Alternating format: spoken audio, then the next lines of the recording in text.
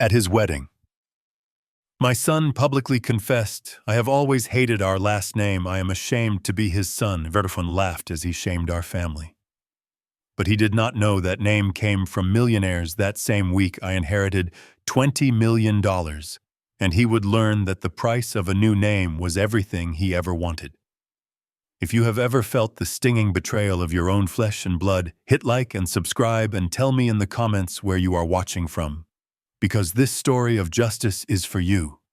The microphone feedback screeched through the grand ballroom of the Ritz-Carlton in Chicago, slicing through the polite chatter of 300 wealthy guests, like a rusty knife cutting through silk. My son Brandon stood on the elevated stage, swaying slightly, the stem of a crystal champagne flute, pinched dangerously tight between his fingers.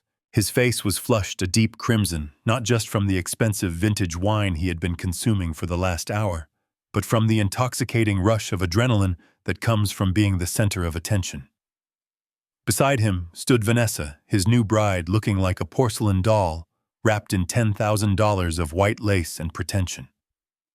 She watched him with a look of predatory adoration, her eyes gleaming under the chandeliers that cost more than the house I had lived in for 40 years. I sat at table 42, the table furthest from the stage, tucked away near the swinging kitchen doors, where the waiters rushed in and out with trays of filet mignon and lobster. I was invisible in the shadows, which was exactly where Vanessa had wanted me. I adjusted the collar of my suit. It was a charcoal gray suit I had bought 20 years ago for my wife's funeral. The fabric was worn shiny at the elbows, and the style was outdated by 2 decades, but it was clean. I had pressed it myself that morning in my small kitchen, making sure every crease was sharp. My hands rested on the white tablecloth. They were rough hands, calloused and permanently stained with the faint chemical smell of industrial cleaners. These were the hands of a janitor. These were the hands that had scrubbed toilets and mopped hallways at St. Jude's Private Academy for 12 years, just so Brandon could attend that school tuition-free. These were the hands that had fixed boilers in the freezing Chicago winters, so my son would never know what it felt like to shiver in his sleep. Brandon tapped the microphone again, demanding silence. The room hushed. He looked out over the sea of faces, the politicians, the real estate tycoons, the friends of Vanessa's wealthy parents. He did not look at me. Not once. "Ladies and gentlemen," Brandon boomed, his voice echoing off the vaulted ceiling. "Thank you for being here to witness the happiest day of my life.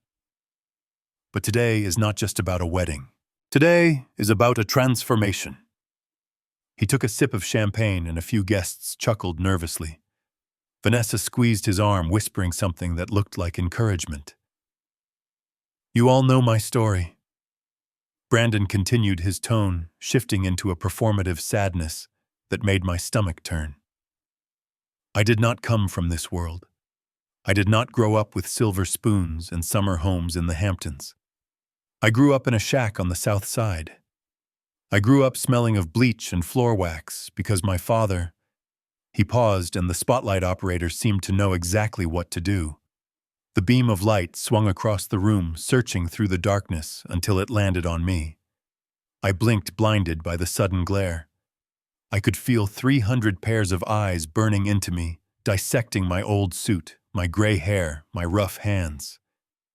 "My father is a good man in his own simple way," Brandon said, his voice dripping with condescension. "He is a janitor, a maintenance man. He fixes things that break. But growing up, the name Blackwood was a heavy chain around my neck. It was a name that smelled of poverty. It was a name that meant I had to work twice as hard to get half as far as any of you. It was a name that closed doors before I could even knock." The crowd murmured. I saw a woman at the next table cover her mouth to hide a smile. I sat frozen, my spine rigid against the chair. I wanted to stand up. I wanted to shout that the name Blackwood was honorable, that it was the name of a man who chose love over greed, that I had saved him from a legacy of blood and ruthlessness that he knew nothing about. But I remained seated. I took a sip of water, my throat feeling like it was filled with sand. "So today," Brandon announced, raising his glass high, I am making a choice. I am choosing my future over my past. I am choosing dignity over shame. From this moment forward, I am legally abandoning the name Blackwood. I am taking my wife's name. I am now Brandon Sinclair. The room erupted. It was not a gasp of shock. It was a roar of applause and laughter. They were cheering for him. They were cheering for a son who was publicly executing his father's identity. Vanessa clapped the loudest, kissing him on the cheek, as if he had just won a war. Goodbye to the dirt. Brandon shouted over the applause, looking directly at me for the first time. Goodbye to the struggle. Goodbye, Blackwood. Hello, Sinclair. The laughter of the crowd felt physical, like stones being thrown at me. I looked at my son, the boy I had taught to ride a bike, the boy I had held when he cried over a broken toy, the boy I had emptied my retirement fund for so he could have this wedding. He was looking at me with triumph. He wasn't just changing his name. He was erasing me. He was telling the world that my existence, my sacrifice, my entire life was a mistake he needed to correct. I looked down at the table. Beside my water glass sat a thick, cream-colored envelope. Inside was a check for $5,000. It was everything I had left in the world. It was the money I had saved to fix the leaking roof of my house. It was the money for my medicine. I had withdrawn it all yesterday, thinking that my son deserved a start in life that I never had. I had planned to give it to him quietly during the reception, a final act of a father launching his son into the world. Now the envelope looked ridiculous. $5,000. To Brandon Sinclair, standing up there in his $3,000 tuxedo, $5,000 was a joke. It was tip money. It was an insult. I did not stand up and make a scene. I did not throw a glass. I did not scream. I simply picked up my glass of water and finished it. The cool liquid did nothing to quench the fire in my chest, but it gave me a moment to compose myself. I stood up slowly. My knees creaked, a reminder of 40 years of manual labor. The spotlight had moved away back to the happy couple, but a few people at the nearby tables watched me. They looked at me with pity. That was worse than the mockery. I did not want their pity. I placed the envelope in the center of the table. I did not take it back. A gift given is a gift given even if the recipient is unworthy. I smoothed the tablecloth one last time, a habit from decades of cleaning up after others. Then I turned my back on the stage. I turned my back on Brandon Sinclair. I walked toward the exit, my steps silent on the plush carpet. Behind me, I heard the DJ announce the first dance. The song was My Way. The irony was so thick I could taste it. I pushed open the heavy double doors of the ballroom and stepped out into the lobby. The sudden silence was jarring. The air here was cool and smelled of lilies and expensive perfume. I walked past the marble front desk where the concierge was busy typing on a computer. I caught my reflection in a large, gilt-framed mirror. I saw an old man. I saw a man with white hair and a face carved with deep lines of exhaustion. But I also saw something else. I saw the eyes of Augustus Blackwood. Brandon thought the name Blackwood meant poverty. He was a fool. He did not know that 50 years ago the name Blackwood meant steel. It meant railroads. It meant a mining empire that controlled half the iron in the Midwest. He did not know that I was the second son of Titus Blackwood Sr., a man so cruel he made his workers endure unsafe conditions just to save a few cents on the dollar. He did not know that when I was 20 years old, I met Beatrice. Beatrice was a waitress. She was poor. She was kind. She was everything the Blackwood family hated. My father gave me an ultimatum: leave her or leave the family. He thought he could buy my obedience. He thought the threat of poverty would bring me to my heel. He was wrong. I walked away from a fortune that day. I walked away with nothing but the clothes on my back and the woman I loved. I became a janitor. I became Gus. I buried Augustus Blackwood, because I wanted my children to be raised with love, not with the cold, hard steel of greed. And now my son had spit on that sacrifice. I walked through the revolving doors and out into the Chicago night. The wind off the lake was biting, cutting through the thin fabric of my old suit. I did not hail a taxi. I could not afford one, not after leaving that envelope on the table. I walked to the bus stop 3 blocks away. As I waited for the number 22 bus, the city lights blurring in the distance, I realized that I had failed. I had tried to protect Brandon from the corruption of wealth, but I had failed to protect him from the corruption of shame. He was ashamed of me, and in his shame he had become exactly the kind of man I had spent 50 years trying not to be. The bus ride home took an hour.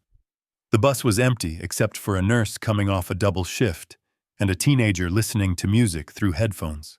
I sat by the window watching the city change.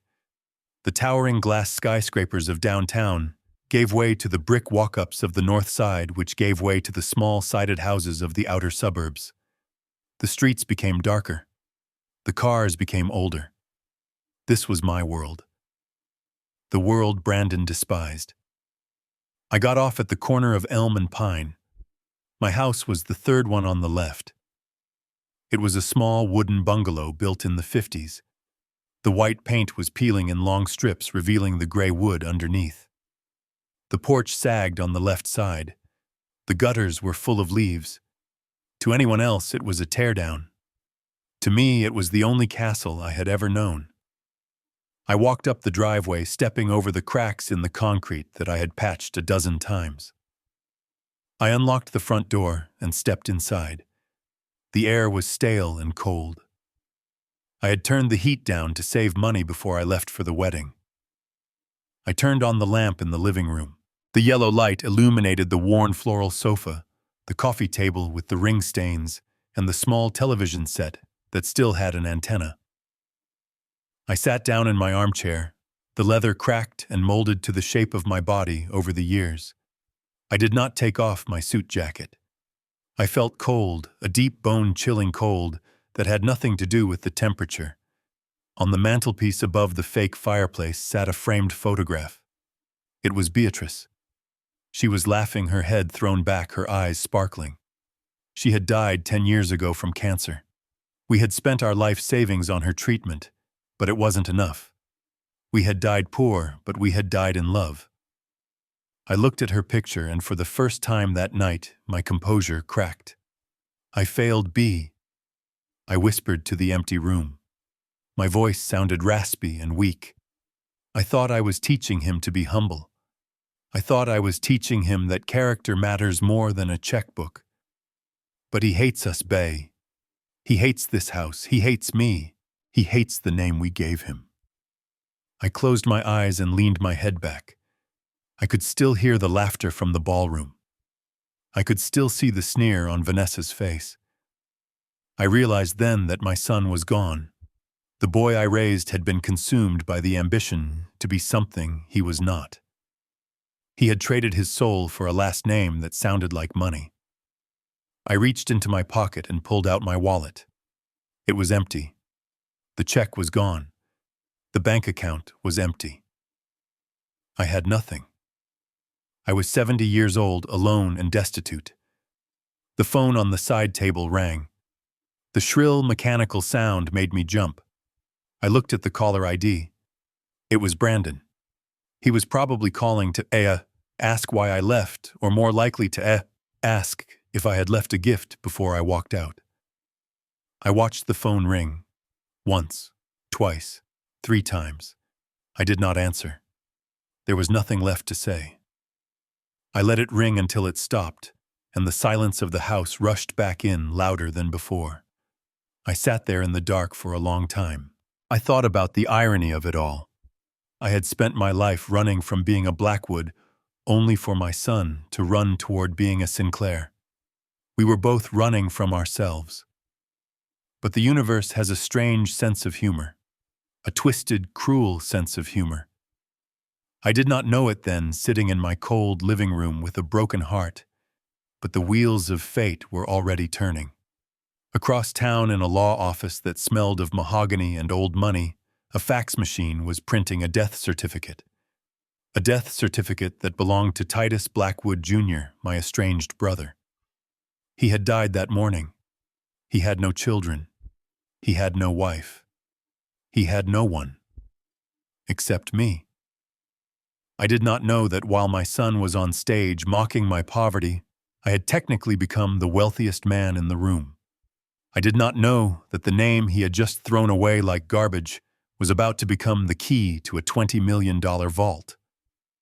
I stood up and walked to the kitchen to make a cup of tea. The faucet dripped. Drip, drip, drip. It was the only sound in the world. I stared at the water swirling down the drain. I had a feeling that the quiet was about to end. I had a feeling that the storm was just beginning, and I was right. 3 days later, the wolves came to my door. They did not come to apologize. They came to feed. And when they arrived, I would have to decide if I was still Gus, the gentle janitor, or if it was time to let Augustus Blackwood wake up from his 50-year slumber. The price of a name was about to go up. Way up. 3 days of silence followed the wedding. 3 days where the only thing I heard was the humming of my old refrigerator and the creaking of the floorboards in the hallway. I spent those 72 hours staring at the walls trying to convince myself that my departure from the Ritz-Carlton had been a fever dream. I tried to tell myself that my son had not actually stood on a stage and disowned his lineage for applause. I tried to believe that he would call, that he would drive up my cracked driveway with his head hung low, asking for forgiveness. I was a fool.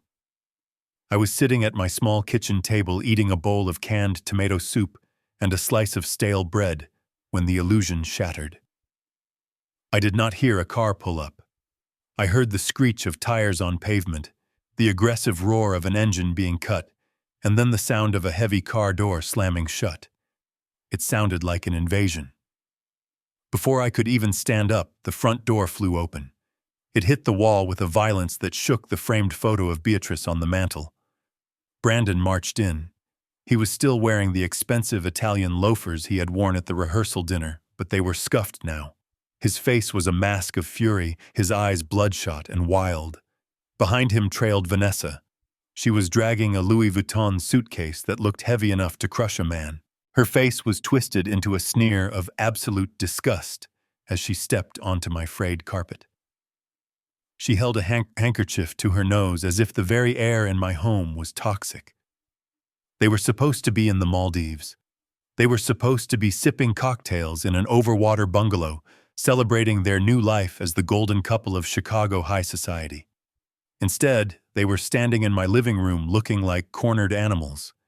Dad Brandon barked, bypassing any greeting. "We have a problem." I stood up slowly, wiping my mouth with a paper napkin. I looked at my son. I did not see the boy I raised. I saw a stranger in a designer shirt that was wrinkled and stained with sweat. "You are back early," I said, my voice calm. It was the calm of a man who has nothing left to lose.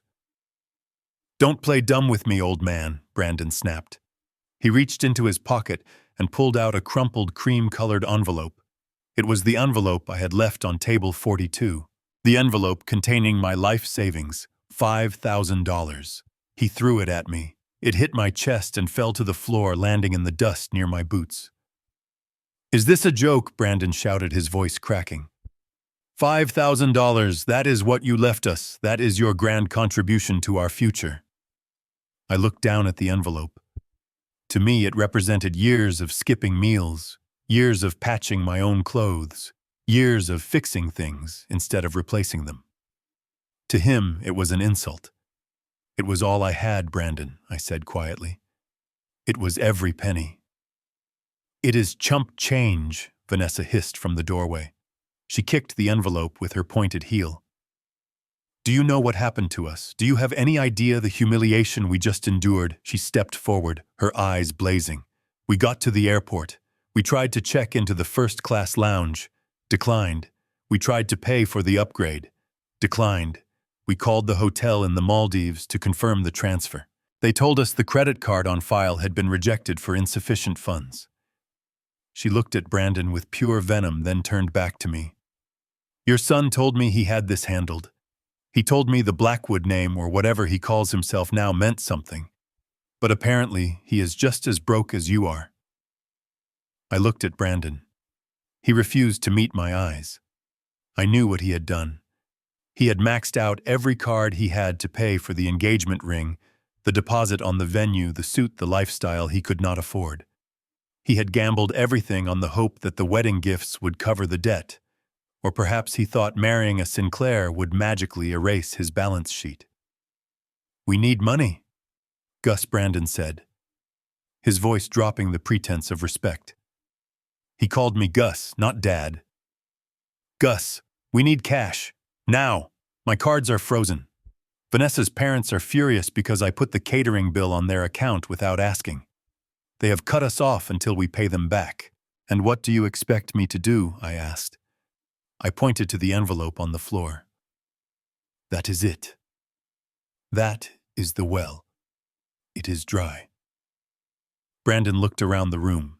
His eyes darted from the worn sofa to the antique radio, dismissing everything as trash. Then his gaze settled on the window looking out at the overgrown backyard. The land, he muttered. What? I asked. The land, Dad, he said, his voice gaining strength. The house is garbage. It's a teardown. But the lot, we are in the suburbs.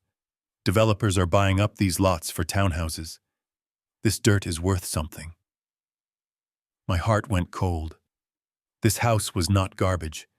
This house was where I brought Beatrice when we were 21. This house was where we painted the nursery yellow. This house was where I held her hand as she took her last breath. Every scratch in the floorboards was a memory. Every crack in the ceiling was a story. You want me to sell my home? I asked, my voice trembling slightly. It is not a home. It is a shack, Vanessa interjected, walking over to stand beside Brandon. She placed a hand on his shoulder, not in support, but in command. Sell it. It is the only asset you have. If we sell it quickly to a cash buyer, we can get enough to pay off the wedding debt and put a deposit down on the apartment in Manhattan. Manhattan, I asked. You are moving to New York. Brandon nodded, a desperate gleam in his eyes. I can't stay here. Not after the credit card thing. Everyone in Chicago will know. I need a fresh start. Vanessa has connections in the city. We need that apartment, Gus. It is the only way to fix this. And where am I supposed to go? I asked. If you sell this house, where do I live? Brandon reached into his back pocket. He pulled out a glossy trifold brochure. He must have picked it up on the way here. He tossed it onto the kitchen table. Sunny Meadows, he said. I looked at the brochure. It was a state-funded nursing facility 3 towns over. I knew the place. It was a warehouse for the forgotten. It was where people went to stare at a television until they died. It smelled of industrial disinfectant and boiled cabbage. It was a place where dignity went to die. It is better for you, Brandon said, his voice taking on a rehearsed, patronizing tone. You are getting too old to manage this place. The gutters, the lawn, the heating bills. It is too much. At Sunny Meadows you will have meals. You will have people your own age. You will be safe. Safe, I repeated. You want to put me in a state home so you can buy a condo in Manhattan. It is a trade-off, Vanessa said, checking her manicure. You get care, we get a future. It is the least you can do after embarrassing us with that envelope. She looked at me with eyes devoid of any humanity. You are a burden, Gus. You have always been a burden to Brandon. He has been carrying the weight of your mediocrity his whole life. This is your chance to finally be useful. I looked at my son. I waited for him to defend me. I waited for him to say, Vanessa, that is too far. That is my father. But he didn't. He just nodded. She is right, Dad, he said softly. It is time. I have already called a realtor. He specializes in distress sales. He can be here tomorrow morning. We can have the papers signed by noon." He stepped closer to me, invading my space. He smelled of stale airplane air and desperation. "Do this for me," he said. "If you ever loved me, do this. Fix the mistake of being a Blackwood. Help me be a Sinclair." I looked at him.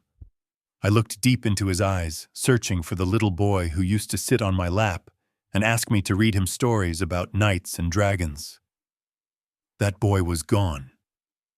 In his place stood a man who would cannibalize his own father to feed his vanity. I felt a strange sensation in my chest. It wasn't pain. It wasn't sorrow. It was the snapping of a cord. The final tether that bound me to him broke. I took a deep breath. The air in my house didn't smell stale anymore. It smelled like clarity. "Get out," I said. "What?" Brandon blinked, confused. I said, "Get out of my house," I repeated, my voice steady and hard. "You can't be serious," Vanessa laughed, a shrill, ugly sound. "You have no choice. We are doing you a favor." I walked over to the door and pulled it open. The night air rushed in. "I am not selling this house," I said. "And I am certainly not going to Sunny Meadows so you can pretend to be rich in New York. Pick up your $5,000 and leave." Brandon's face turned purple. "You selfish old man," he screamed. "You are going to ruin me." I pointed to the door. "You ruined yourself, Brandon. Now get out before I call the police and have you removed for trespassing." He looked at me, shocked by the steel in my voice. He had never heard me speak like that. He had only ever known the gentle janitor. He didn't know he was speaking to the last true Blackwood. "Fine," he spat. He bent down and snatched the envelope from the floor, stuffing it into his pocket. "Keep your rotting house. Die in it for all I care. But don't expect us to come to the funeral. We are leaving," Vanessa announced, grabbing her suitcase. "And don't think we are done. We will find a way. We always do." They stormed out, the heavy door slamming behind them, leaving a vibration that rattled the windows. I listened as their car engine roared to life and tires squealed against the pavement, fading into the distance. I stood alone in the hallway. My hands were shaking, not from fear, but from the adrenaline of the confrontation. I walked over to the table and picked up the brochure for Sunny Meadows. I looked at the picture of the happy seniors playing bingo. I crumpled it in my fist and threw it into the trash. They thought I was weak. They thought I was a resource to be mined and discarded. They had no idea that the game had changed.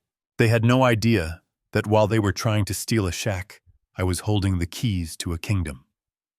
I walked to the window and looked out at the dark street. They were wolves, hungry and desperate. And wolves don't give up just because you close the door. They would circle back. They would try again. But next time I wouldn't be alone. I went to the rotary phone on the wall and lifted the receiver. I dialed a number I had memorized 40 years ago but never used. It was a number that connected directly to a private line in a high-rise office downtown. The phone rang twice. Callahan, a crisp voice, answered. "It is Augustus," I said. "Augustus Blackwood." There was a pause on the other end. A pause heavy with history. "Mr. Blackwood," the lawyer said, his tone shifting from professional to reverent. "We have been waiting for your call. Your brother left instructions." "I know," I said. "I am ready to hear them." "Very good, sir. Shall I come to you?" "No," I said, looking around my humble kitchen. "Not here. I will come to you." "And Mr. Callahan?"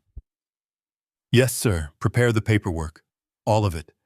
My son wants a war. I think it is time I gave him one." The morning sun had barely breached the horizon when the wolves returned. I had not slept. I was sitting in the same chair watching the dust motes dance in the shaft of light coming through the window when the front door rattled. They did not knock this time. They used the spare key I had given Brandon 10 years ago for emergencies. Apparently, his credit card debt was an emergency. Brandon stormed in, followed closely by Vanessa and a short, sweating man clutching a leather briefcase. The man smelled of cheap cologne and desperation. "Dad, wake up!" Brandon shouted, though my eyes were wide open.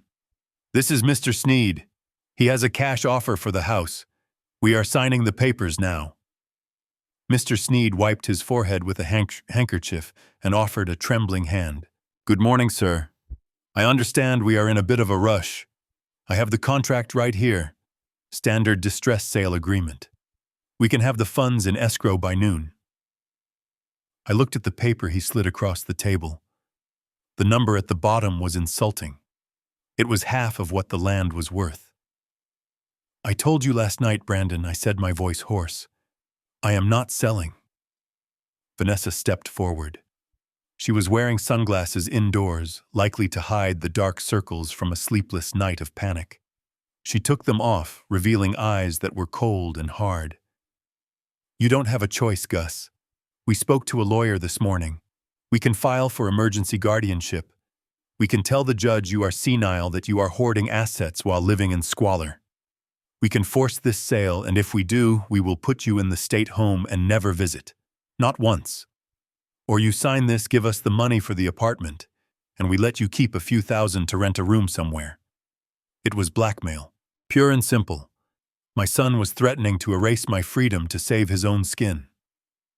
Brandon uncapped a pen and jammed it into my hand. "Sign it. Don't make me destroy you, Dad. Please. Just sign the damn paper." My hand hovered over the paper. The tip of the pen touched the line. I looked at my son's face. He was sweating. He was terrified. But he was also cruel. Just as I was about to throw the pen across the room, there was a knock at the door. It was not the frantic pounding of my son. It was 3 sharp, precise raps, a sound of authority. Brandon jumped. "Who is that? Did you call the police?" I didn't answer. I didn't have to. The door, which was still unlocked from their intrusion, was pushed open. A man stepped into my humble, decaying living room. He seemed to suck the air out of the space. He was tall, wearing a bespoke navy suit that cost more than Mr. Sneed's car.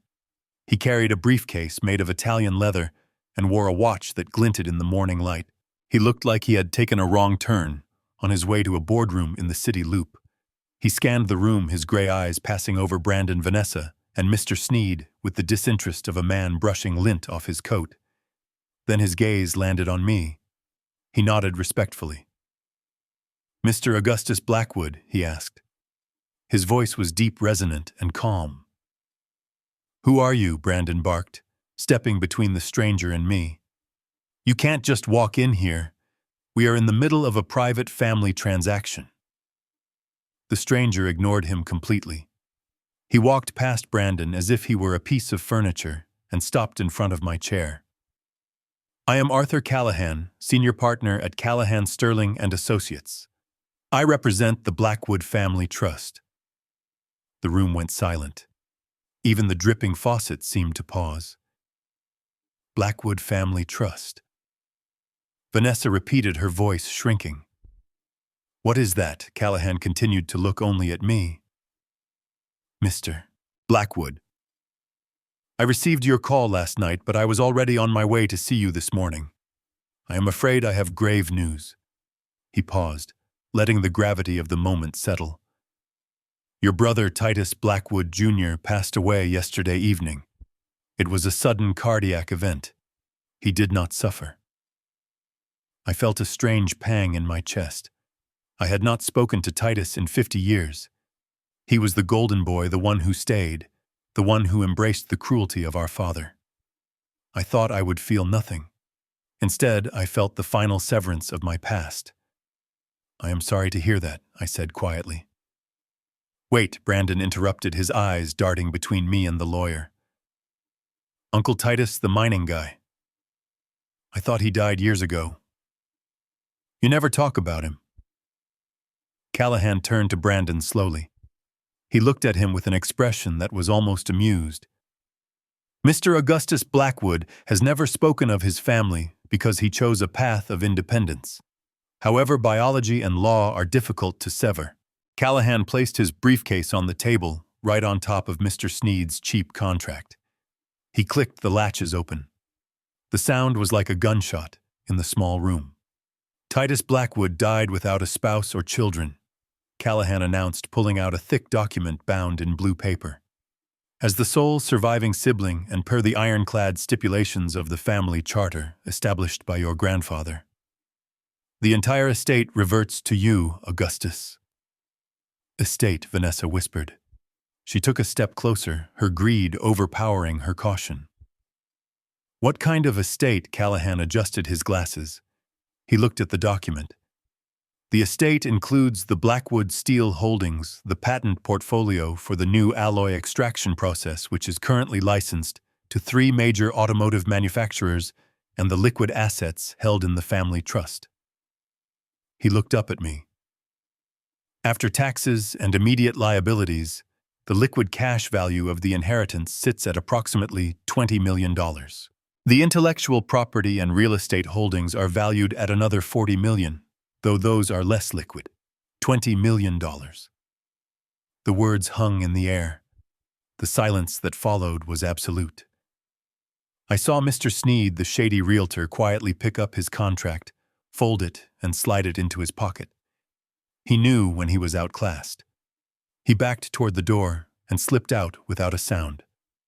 But Brandon and Vanessa, their reaction was visceral. Brandon's face went slack. The color drained from his cheeks, leaving him looking like a ghost. His mouth hung open. He looked at me, then at the lawyer, then back at me. It was as if his brain was trying to rewrite the last 48 hours in real time. Vanessa let out a small, strangled sound. Her hand went to her chest. She looked at the peeling paint on the walls, then at me, the man she had called a burden 5 minutes ago. I saw the calculations running behind her eyes. I saw the numbers spinning. $20 million. You, Brandon stammered. You have $20 million, I do now. I said, my voice steady. Oh my God, Vanessa gasped. She rushed forward, shoving Brandon aside. She fell to her knees beside my chair. She grabbed my rough, calloused hand in her manicured ones. Dad. She cried, tears instantly welling up in her eyes. Oh, Dad. I am so sorry about your brother. This is tragic. Just tragic. We had no idea you were going through this loss. The transformation was sickeningly instant. The sneer was gone, replaced by a mask of grieving daughterly affection. Brandon shook his head, waking up from his stupor. He looked at the lawyer. Wait.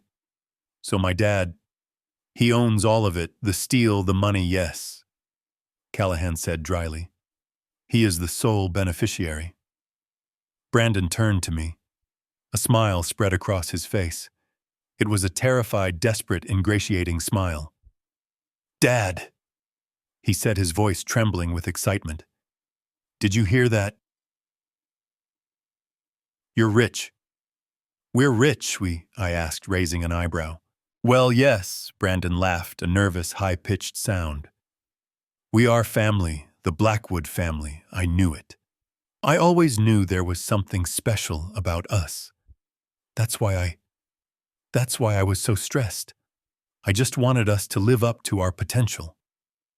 He stepped closer, reaching out to pat my shoulder, the same shoulder he had shoved yesterday.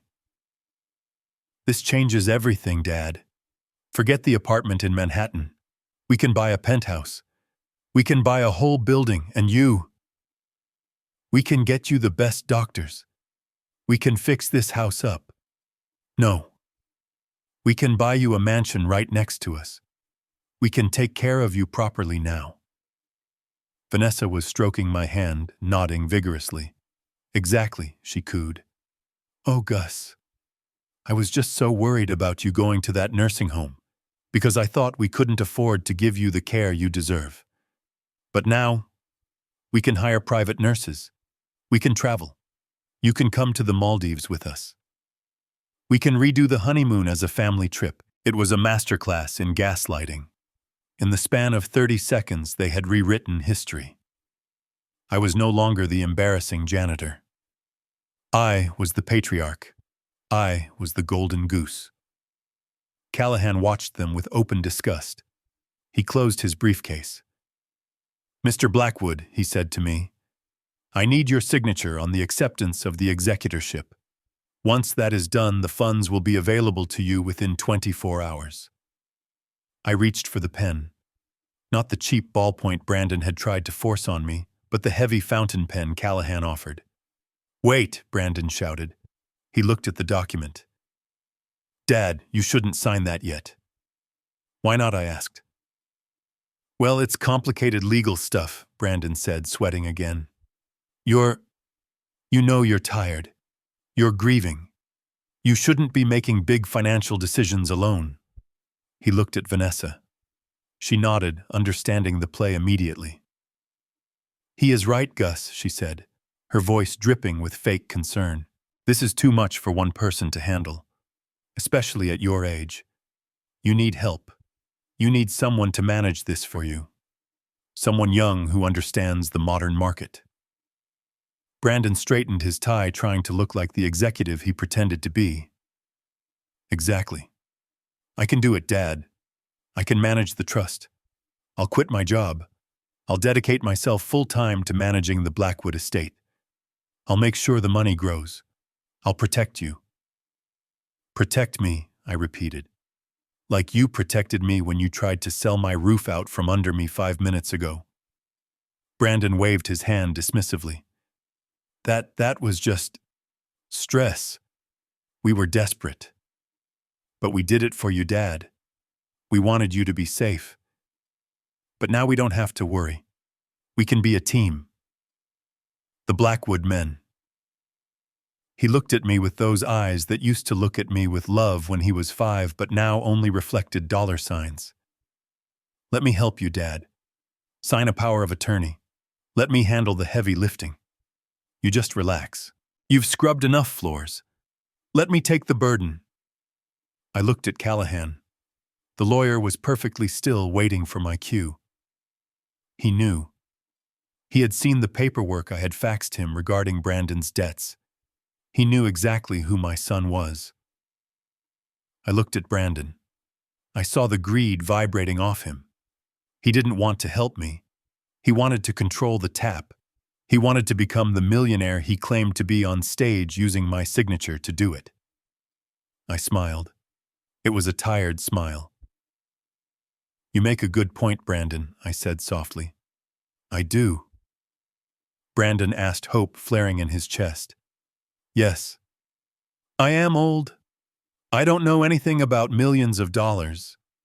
I am just a janitor, right? No. I mean, you're smart, Dad, but this is high finance," Brandon stammered.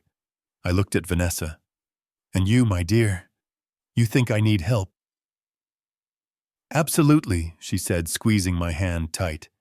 "We are here for you. We will do whatever it takes." I nodded slowly. I tapped the table with my finger. "Very well," I said. "I need a week." "A week?" Brandon asked. "To process everything I said. To grieve my brother. To think about how best to structure the management of the estate." I looked at Callahan. "Mr. Callahan, return in 1 week. I will sign the papers then. And perhaps we can discuss a management role for my son." Brandon pumped his fist in the air. "Yes, Dad, you won't regret this. I promise. I will make us kings." Vanessa kissed my cheek. The smell of her perfume was cloying. "You are the best father-in-law in the world, Gus. I always said so." Callahan looked at me, a question in his eyes. He knew I was up to something. He nodded once, snapped his briefcase shut, and walked to the door. "1 week, Mr. Blackwood," he said. "I will have the papers ready." As he left, Brandon and Vanessa hugged each other, jumping up and down like children on Christmas morning. They were already spending the money in their heads. They were already moving into the penthouse. They didn't notice that I hadn't signed anything. They didn't notice the coldness in my eyes. They thought they had won. They thought the old janitor had finally been useful. But they didn't know that Augustus Blackwood was just getting started. And they certainly didn't know that the trap I was about to set would require bait that only their vanity couldn't resist. The heavy oak door clicked shut behind Lawyer Callahan, leaving a silence in the room that felt thicker than the humid Chicago air outside.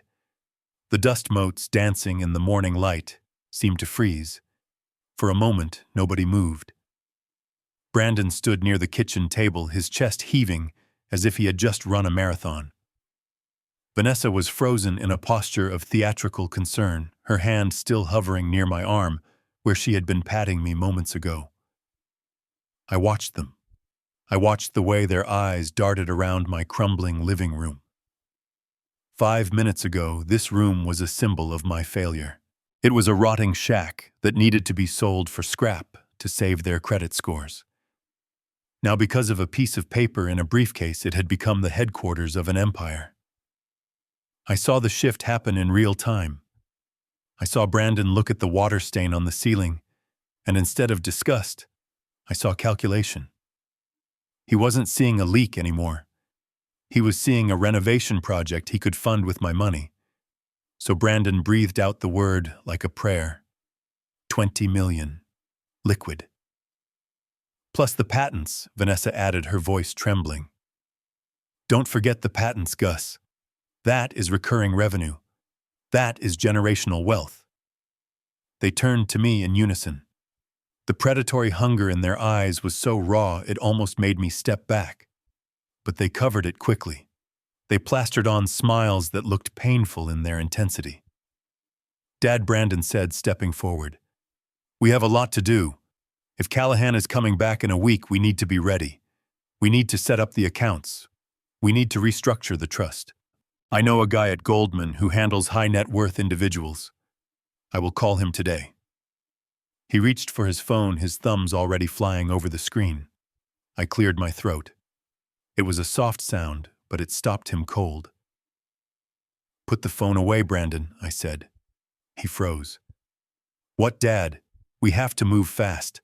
Money like this sits still, it loses value. We need to, I said, put it away. I walked over to my armchair, the leather cracked and split, and sat down slowly. I let my bones creak. I let my hands shake just a little. I played the part they had written for me. The overwhelmed old janitor. The simple man crushed by the weight of a fortune he couldn't understand. I am tired, I whispered, looking at the photo of Beatrice on the mantel. This is too much. My brother is dead. I have not seen him in 50 years, but he is still my blood. And now this money. It feels heavy. Vanessa rushed to my side, kneeling on the dirty carpet without a second thought for her designer dress. Of course it does, Gus. It is a shock. A terrible, wonderful shock. That is why we are here. To carry the weight for you. No, I said, shaking my head. No, I need time. Time, Brandon asked, his voice tightening. How much time? I looked at him. I looked at the son who had changed his name to escape me. 1 week, I said. A week, Brandon almost shouted, then caught himself. Dad. A week is a long time in finance. Markets change. Opportunities are lost. Why wait? Just sign the power of attorney now and I can get the ball rolling while you rest. I leaned back, closing my eyes. I need to think, Brandon. I need to pray. I need to ask your mother what she would want me to do. This money, it comes from a dark place. The Blackwood name has a history. I need to be sure I am doing the right thing before I accept it. I opened one eye, just a crack. I saw the panic flare in Brandon's face. He was terrified that I would donate it. He was terrified I would reject it. Of course, Dad, he said quickly, too quickly. You take all the time you need. Pray. Meditate. Whatever you have to do, good, I said. Then it is settled. Callahan returns in 1 week. Until then, we do nothing. No calls to bankers, no real estate agents. Nothing. I stood up, feigning exhaustion. Now, if you don't mind, I would like to be alone. I have a lot to process. I moved toward the bedroom expecting them to leave, expecting them to run back to their hotel and plot their spending spree. But they didn't move. Brandon exchanged a look with Vanessa. It was a look of silent, desperate communication. If they left me alone, I might change my mind. If they left me alone, I might call someone else. If they left me alone, they lost control. We can't leave you, Vanessa said, suddenly standing up. What I asked. We can't leave you alone in this state, she said, her voice dripping with syrup. You are grieving Gus. You are in shock. You are an elderly man sitting on a fortune, living in a house with security issues. She gestured vaguely at the front door, which barely locked. It is not safe, Brandon chimed in, seizing the narrative. People talk, Dad. Sneed knows. If word gets out that you are worth $20 million, you become a target. We cannot leave you here unprotected. I am fine, I said. I have lived here for 40 years. Not as a millionaire, you haven't. Brandon argued. No. We are staying. Staying, I looked around the tiny living room. Where?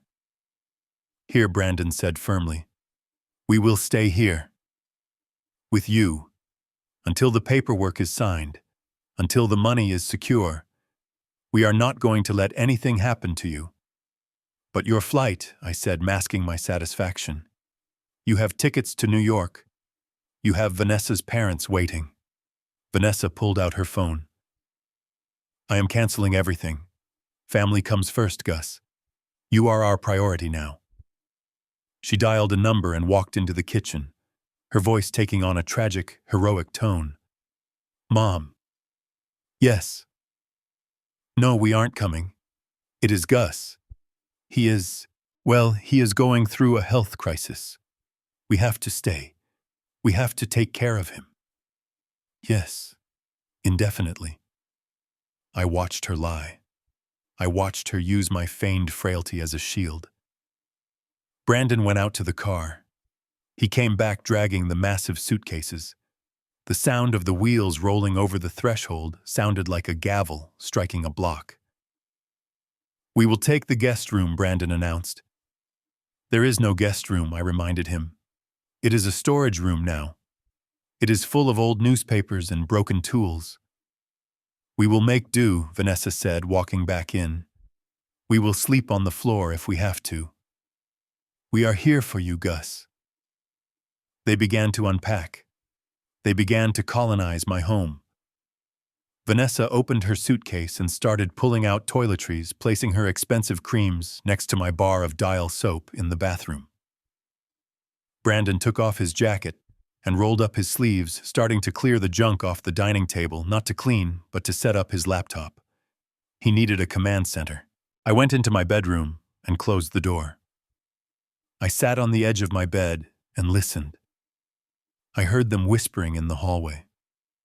You have to be nice to him, Brandon hissed. Don't roll your eyes. If he sees you rolling your eyes, we lose everything. I know, Vanessa snapped back. But look at this place, Brandon. It smells like mold. And the bathroom. It is disgusting. How are we going to survive a week here? We do whatever it takes, Brandon replied. It is $20 million, Vanessa. For $20 million, I will scrub the toilet with my toothbrush. Just keep him happy. Keep him calm. And for God's sake, don't let him answer the phone. We control the information flow. Got it? I smiled in the darkness. They thought they were the jailers. They thought they were securing the asset. They didn't realize they had just locked themselves in a cage with the one thing they feared most. The truth. They were going to spend the next 7 days trying to charm a man they despised. They were going to serve me tea and fluff my pillows and listen to my stories, all while greed ate them alive from the inside out. They had canceled their escape to New York, to live in the squalor they hated just for a chance at the money. I lay back on the pillow Beatrice used to sleep on. I closed my eyes. Let the games begin, I whispered. I had 7 days. 7 days to test them. 7 days to see if there was any humanity left in my son, or if the rot had gone all the way to the bone. And at the end of the week, when Callahan returned, I would have my answer, and they would have their reward. Whatever it turned out to be. The next 7 days were a masterclass in psychological torture disguised as domestic bliss. My small, rotting house, which for decades had known only the quiet rhythm of a lonely man, was suddenly transformed into a stage for the worst amateur theater production in the history of Chicago. Brandon and Vanessa did not just move in. They occupied the space like an invading army that had decided to win the hearts and minds of the locals through sheer, overwhelming force. It started with the mornings. I was used to waking up at 5, making a single cup of instant coffee and eating a piece of toast while listening to the news on my crackling radio. But now my mornings began with the smell of burning butter and the clatter of expensive pans being misused. Vanessa had decided that her contribution to my well-being would be culinary. The tragedy was that Vanessa had never cooked a meal in her life. She was a woman who believed that food appeared on plates via delivery apps or waiters. On the second day, I walked into the kitchen to find her wearing a silk kimono that probably cost more than my car, battling my ancient gas stove. Smoke was billowing from a skillet I had seasoned perfectly for 20 years. She was scraping something yellow and black onto a plate. "Good morning, Gus," she chirped, her voice high and tight. "I made you a scramble. You need your protein. We need to build up your strength for everything that is coming." She placed the plate in front of me. The eggs were rubbery, laced with flecks of burnt Teflon because she had used a metal fork on the non-stick pan. I looked at it. I looked at her. Her smile was brittle, her eyes searching mine for approval, not because she cared if I enjoyed the meal, but because she needed to secure her investment. "It looks delicious, Vanessa," I lied. My voice felt heavy in my throat. "Eat up, Pop," Brandon said, walking in from the hallway. He slapped me on the back, a gesture so foreign and forceful it nearly knocked the wind out of me. He had started calling me Pop. He had never called me Pop in his life. It was a character trait he must have picked up from a movie about wholesome American families. I forced a forkful of the burnt eggs into my mouth. It tasted like ash and greed. I chewed slowly, swallowing the bile that rose in my throat. So Pop Brandon continued pouring himself coffee into my chipped mug as if it were fine china. I was thinking about the portfolio.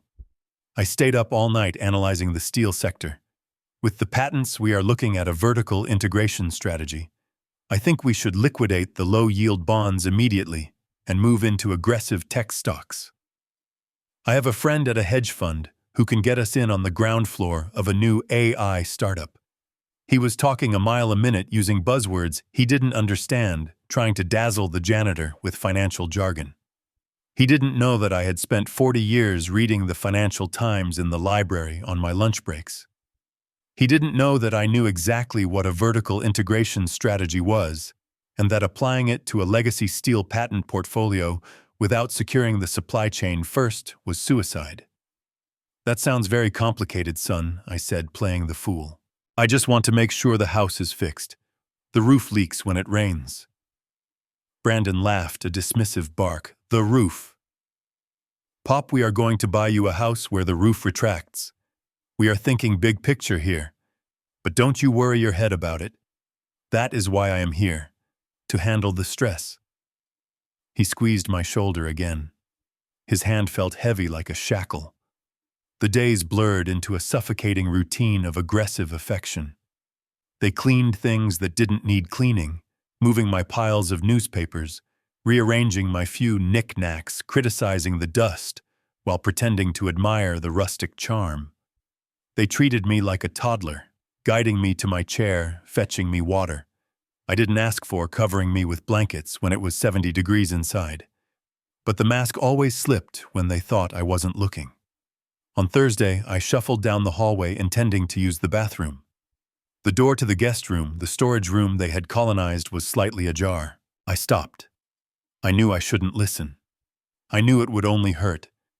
But I was drawn to the sound of their real voices, the voices they hid behind the smiles. Brandon was on the phone. His voice was low but excited, vibrating with the manic energy of a gambler who has just hit the jackpot. "No, listen to me, Kyle," he was saying. "I am telling you it is a lock. 20 million cash, plus assets. I am looking at the configuration right now. I want the McLaren 720S. Matte black. Orange calipers. Yeah. No, I don't need financing. I am paying cash. Next week. As soon as the old man signs the power of attorney." I leaned against the wall, my heart a slow, painful drum in my chest. A McLaren. He was buying a supercar while eating my canned soup. Vanessa's voice cut in sharp and impatient. "Tell him we need the deposit for the penthouse on 5th Avenue by Tuesday. And make sure the realtor knows we are cash buyers. I don't want a credit check. I don't want anyone looking at our history. We are wiping the slate clean." Yeah, Brandon said into the phone. "Look, Kyle, I gotta go. I have to go play nursemaid." He is totally clueless. He thinks we are doing this out of the goodness of our hearts. It is pathetic, really. He is eating it up. He actually thinks we want to live in this dump. I heard him laugh. It was the same laugh from the wedding, the laugh that mocked my existence. "And hey," Brandon added, his voice dropping to a conspiratorial whisper, "don't worry about the last name on the title. It will be Sinclair. I am changing it legally as soon as the check clears. I am not putting Blackwood on a McLaren. That name is for janitors. Sinclair is for kings." I stepped back from the door, the floorboards groaning under my weight. Inside the room, the voices stopped instantly. Dad Brandon called out, his voice instantly switching back to the fake, concerned tone. "Is that you?" I retreated to the kitchen, my hands shaking uncontrollably. I grabbed a glass of water and drank it down, trying to wash away the taste of betrayal. He came into the kitchen a moment later, smiling that shark smile. "Hey, Pop. You okay? You look a little pale." "I am fine," I said, turning my back to him so he couldn't see the rage burning in my eyes. "Just thirsty." "Let me get that for you," he insisted, taking the glass from my hand to refill it. "You sit down. You rest. We have a big week coming up." I sat. I watched him. I watched the son I had raised, the son I had loved, the son I had sacrificed everything for. He was planning to erase me. He was going to take the money, buy his toys, change his name, and leave me to rot. He didn't just hate the name Blackwood because it was poor. He hated it because it was mine. I realized then that the test was over. There was no redemption coming. There was no spark of conscience waiting to ignite. They were hollowed out by greed, filled only with the desire for things they hadn't earned.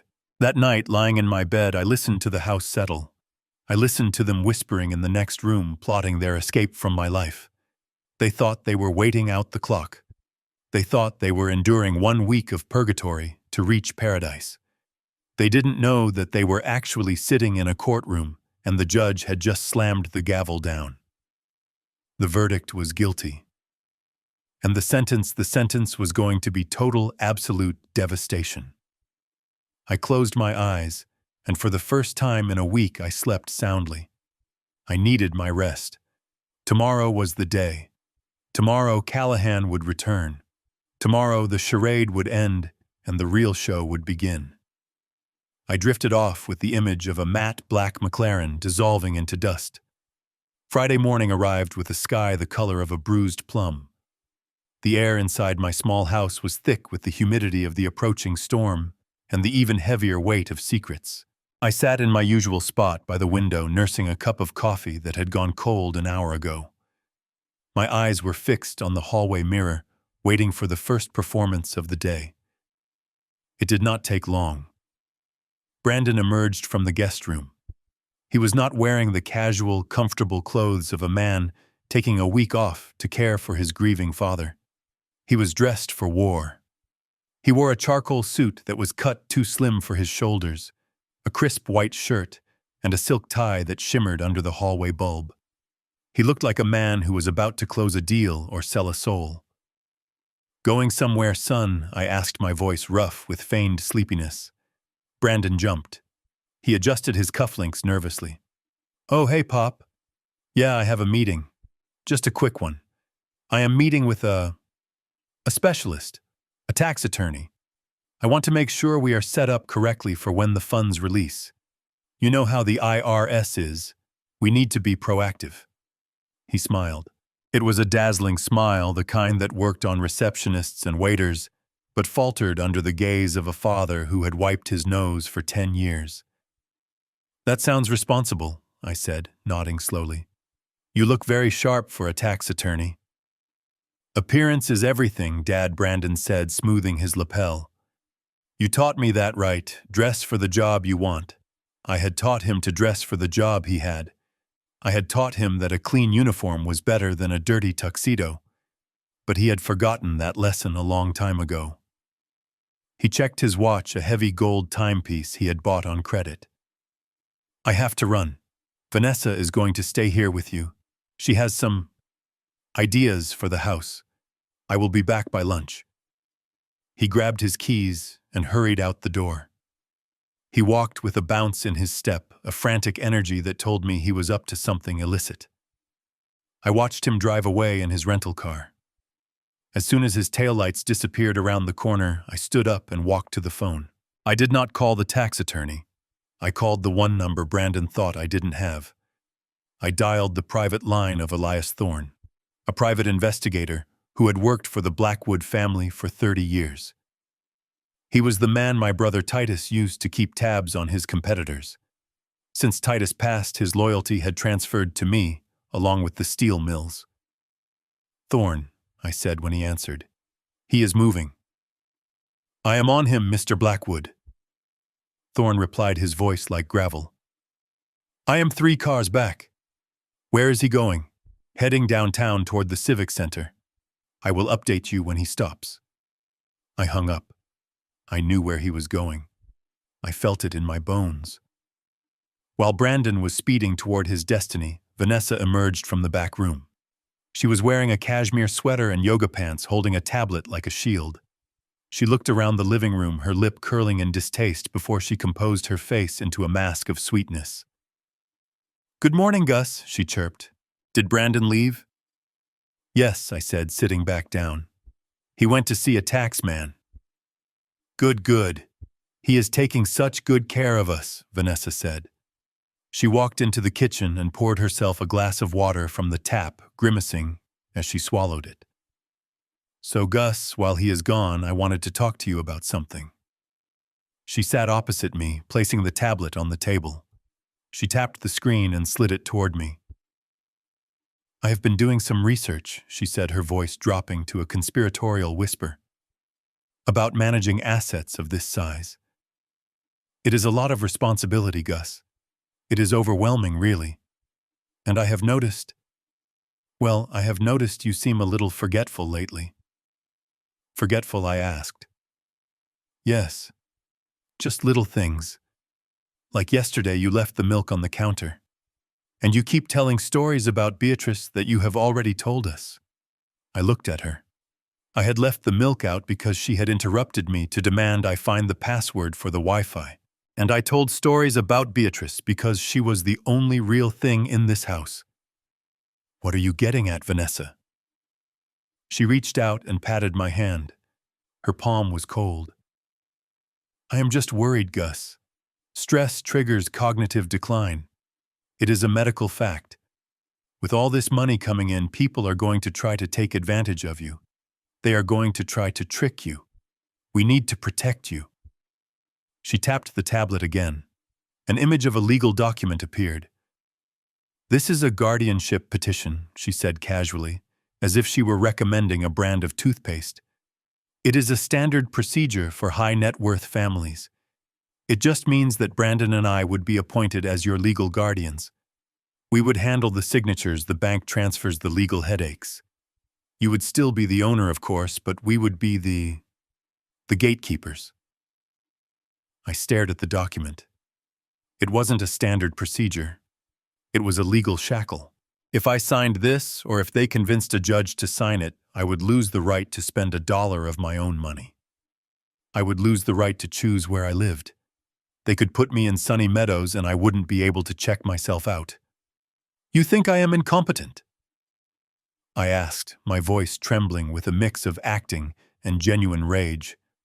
No, of course not, Vanessa said quickly. Not incompetent. Just tired. You have worked hard your whole life, Gus. You scrubbed floors. You fixed pipes. Do you really want to spend your twilight years reading contracts and arguing with bankers? Let us do it. Let Brandon be the man you raised him to be. She leaned in closer, her eyes wide and pleading. Imagine the freedom, Gus. You could just paint, or garden, or sleep. We would handle the rest. We would make sure the Blackwood legacy is safe. She was selling me my own imprisonment as a vacation package. I need to think about this, I said, looking away. Of course, she said, pulling the tablet back. But don't think too long, Gus. The lawyer is coming back soon.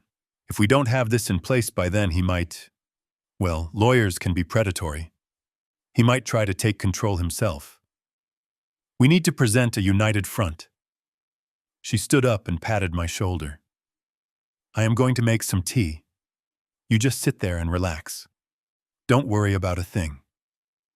She walked away, humming a little tune. I waited until I heard the water running, then I pulled out my phone again. A text message had come in from Thorne. It was a photo. The photo was grainy, taken from a distance with a telephoto lens, but it was clear enough. It showed Brandon standing on the steps of the Cook County Courthouse. He was shaking hands with a man I recognized instantly. It was Reginald Sinclair, Vanessa's father. Reginald was a man who had made a small fortune in logistics and spent a large fortune pretending he was old money. He was the one who had paid for the wedding. He was the one who had cut Brandon off when the bills came due. I looked closer at the photo. Brandon was holding a file folder. He looked ecstatic. A second text came through from Thorne. Subject just filed a petition for a legal name change. He expedited the process with a judge in chambers. It is official, boss. He is no longer Brandon Blackwood. His legal name is now Brandon Sinclair. I stared at the phone. My heart hammered against my ribs. He had done it. He had actually done it. He believed that the $20 million was tied to his blood, not his name. He believed that the will simply said, my son. He thought he could have it all. He thought he could take the Blackwood money and wear the Sinclair name like a crown. He was doing it for Reginald. I knew it. Reginald had probably dangled a carrot. Maybe a partnership in his firm. Maybe a trust fund for Vanessa. Maybe just his approval. Brandon was so desperate to be accepted by these people that he was willing to erase his own identity to please them. He thought he was being clever. He thought he was playing a game of 4D chess, where he secured the inheritance from me and the status from Reginald. He didn't know he had just checkmated himself. I heard Vanessa in the kitchen talking on her phone. Her voice was low, but the thin walls of my house held no secrets. Yes, Daddy, she was saying. He did it this morning. Yes, it is done. He is a Sinclair now, just like you wanted, so the wire transfer for the penthouse deposit. You will send it. Oh, thank you, Daddy. You won't regret this. Brandon is going to be the son you always wanted. And listen, Gus is practically eating out of my hand. I have him considering a guardianship. Yes, total control. By next week, we will have the Blackwood cash and the Sinclair name. We are going to rule this city. I put the phone in my pocket. My hands were shaking not from age, but from a cold, hard fury. They were fighting a war on two fronts. Brandon was securing his flank with the Sinclairs, erasing his past to build his future. Vanessa was digging a pit for me, preparing to bury me alive under a mountain of legal paperwork so she could spend my brother's money without me asking questions. They thought I was the pawn.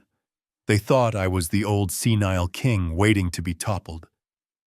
I stood up and walked to the mirror in the hallway. I looked at my reflection. I adjusted my collar. Brandon would be home soon. He would come through that door strutting like a peacock, expecting me to applaud his business acumen. He would hide the name change papers. He would smile and call me Pop and tell me how much he loved the Blackwood legacy. And Vanessa would bring me tea and tell me I was tired and suggest I sign my freedom away. I went back to my chair and sat down. I picked up the cold cup of coffee. I drank it. It was bitter. Let them come, I thought. Let them weave their webs. Because in 48 hours, Callahan was going to walk through that door. And he was going to read a clause that Titus Blackwood, a man who hated betrayal more than he hated taxes, had inserted into the trust specifically for a moment like this. A clause that required the heir to bear the name, not the blood. The name. Brandon had traded $20 million for a pat on the head from a man who despised him. And Vanessa was plotting to govern a kingdom that had already been lost. I closed my eyes and waited for the sound of my son's car. I wanted to see his face when he walked in. I wanted to see the lie in his eyes. I wanted to remember it. Because when the hammer fell, I didn't want to feel a shred of guilt. The front door opened. "Honey, I am home," Brandon shouted, his voice booming with the false cheer of a man who thinks he just got away with the perfect crime. I opened my eyes. "Welcome home, Mr. Sinclair," I whispered to myself. "Enjoy it while it lasts." Saturday afternoon presented a rare window of opportunity born from the very vanity that was consuming my house guests. Vanessa had insisted that Brandon needed a haircut before the big meeting with the lawyer on Monday. She claimed he needed to look like a CEO if he was going to manage $20 million. They spent an hour arguing about which salon in the city was prestigious enough to touch the head of a future tycoon. While they bickered in the bathroom over Yelp reviews and appointment availability, I saw my chance. I did not use the front door. The hinges squeaked, and Brandon had ears like a bat when it came to my movements. I slipped out the back door, stepping carefully over the rotting step I had been meaning to fix for 3 years. I walked through the overgrown garden, pushing aside the lilac bushes Beatrice had planted, and crossed the alleyway. I walked 3 blocks to the public library parking lot, where a black sedan was waiting. The windows were tinted darker than midnight. I opened the back door and slid in. The air conditioning was a welcome relief from the humid heat of the day. Arthur Callahan sat on the other side of the leather seat. He did not look up from the file he was reading immediately. He finished the paragraph, closed the folder, and then extended a hand. "Mr. Blackwood," he said, "you are punctual." I shook his hand. "I have spent my life punching a clock, Arthur. Old habits." I settled into the seat as the driver pulled out onto the main road. We were not going to his office. Too risky. Brandon might have followed. We were going to a small diner on the edge of town, a place called Sally's, where the coffee was strong and the booths were high enough to hide 2 men plotting a coup. When we arrived, we took a booth in the back corner. The waitress, a woman named Marge, who had served me pie for 20 years, poured us coffee without asking and left the pot. She knew I didn't like to be disturbed, so Callahan said, stirring a single cube of sugar into his cup, "Your investigator, Mr. Thorne, sent me the file this morning. It seems your son has been busy." "He has," I said, staring into the black liquid. "He changed his name. He is legally a Sinclair now. He thinks it is a step up." Callahan let out a dry, humorless chuckle. "A Sinclair? He traded a legacy of steel and iron for a logistics company that is currently being investigated by the SEC for inflating their quarterly earnings." I looked up sharply. "You know about that. It is my job to know things, Augustus. Reginald Sinclair is bleeding money. That is why he is so desperate for your son to secure your inheritance. He needs a bailout. Your $20 million isn't going to buy a penthouse. It is going to pay off Reginald's debts. I felt a cold knot tighten in my stomach. It was worse than I thought. Brandon wasn't just greedy. He was a mark. He was being played by a bigger shark. That makes what we are about to do even more important, I said. Callahan opened his briefcase and pulled out a fresh document. It was printed on heavy bond paper. I have drafted the amendment to the trust as you requested, he said. It utilizes the grandfather clause from the original Blackwood Charter. It is quite elegant in its simplicity. He slid the paper toward me. I put on my reading glasses, the ones Brandon had made fun of yesterday, because they were taped at the bridge. I read the text. It was legal jargon, dense and impenetrable to the layman, but Callahan had highlighted the crucial paragraph. The beneficiary of the Augustus Blackwood Revocable Trust herein referred to as the estate must be a direct biological descendant of the grantor. Furthermore, said beneficiary must legally bear the surname Blackwood on all state and federal identification documents at the time the trust is executed. Any descendant who has voluntarily surrendered, altered, or legally changed their surname for any reason other than marriage shall be deemed to have disinherited themselves from the Blackwood lineage and all associated assets. I read it twice. It was a guillotine blade made of ink. It is airtight, I asked. Ironclad, Callahan confirmed. It is based on the original stipulations your father set up to prevent corporate takeovers. He wanted to ensure the company stayed in the name. Your brother Titus kept the clause active. By changing his name to Sinclair, Brandon has legally severed his own claim. He has turned himself into a stranger in the eyes of the trust. I looked at the document. This was it. This was the trap. Brandon believed that biology was enough. He believed that being my son gave him the right to plunder my life. He didn't understand that being a Blackwood was not about DNA. It was about loyalty. I took the pen Callahan offered and signed the amendment. My hand did not shake. My signature was bold and clear. Augustus Blackwood. Callahan took the paper back and notarized it with a stamp he pulled from his pocket. It is done, he said. When we meet on Monday, I will read the standard will first. I will let him believe he has won, and then I will read this. Perfect, I said. I looked at my watch. I had been gone 40 minutes. If I didn't get back soon, they would send out a search party. We drove back in silence. The weight of what I had just done settled on me. I had just disinherited my only child. A part of me, the part that remembered teaching him to catch a baseball, grieved. But the part of me that remembered the look on his face when he tried to force me into a nursing home stood firm. He had made his choice. I was just enforcing the consequences. I slipped back into the house through the kitchen door just as I heard the front door open. Brandon and Vanessa were back. Brandon's hair was trimmed and styled, costing him $100 he didn't have. He looked like $1 million, which was ironic, considering he was about to be worth zero. Dad, he called out. Where are you? I sat down quickly at the kitchen table and grabbed a newspaper, pretending I had been there all along. In here, I rasped. Brandon walked in looking energized. He was carrying a thick folder. Vanessa followed him, holding a takeout coffee cup. Hey, Pop, Brandon said, sitting down opposite me. He placed the folder on the table. It made a heavy thud. Look, I know we said we would wait until Monday for Callahan, but I was thinking, why wait? We can get ahead of the game. He opened the folder. Inside was a document titled General Durable Power of Attorney. I met with that tax guy. Brandon lied effortlessly. He said that with the estate taxes the way they are, we need to move assets into a holding company immediately, like today. If we wait until the funds clear next week, we could lose 40% to the government. You don't want the government taking your money, do you, Dad? He knew my buttons. He knew I hated waste. 40%, I asked, feigning shock.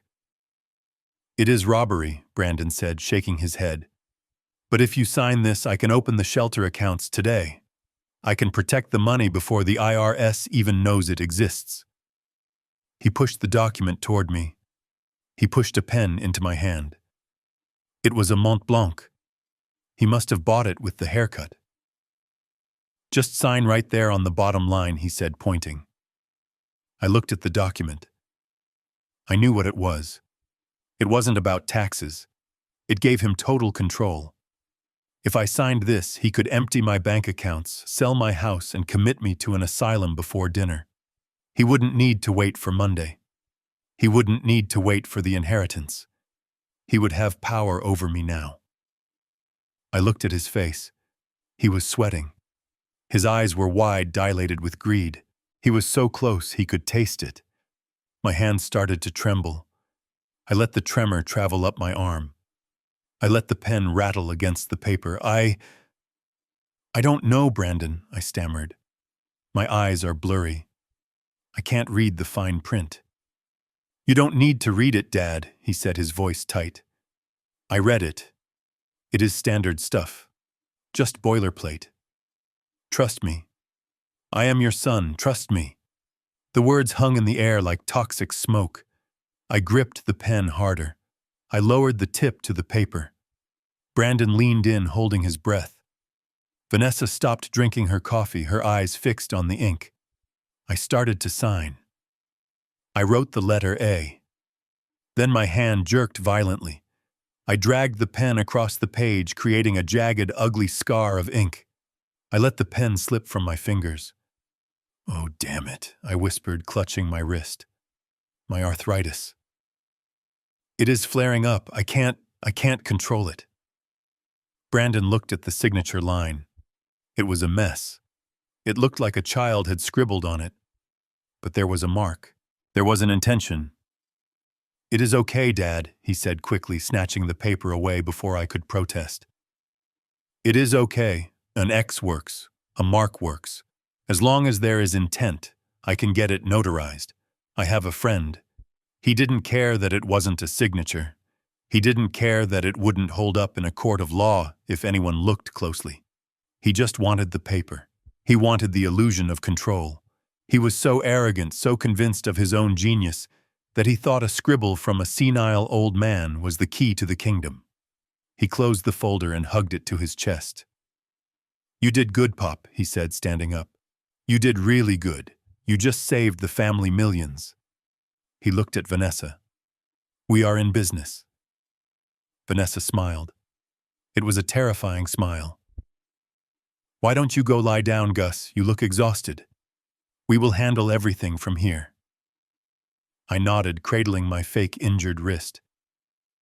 Yes, I think I will lie down. I walked to my bedroom, moving with the slow, shuffling gait of the defeated.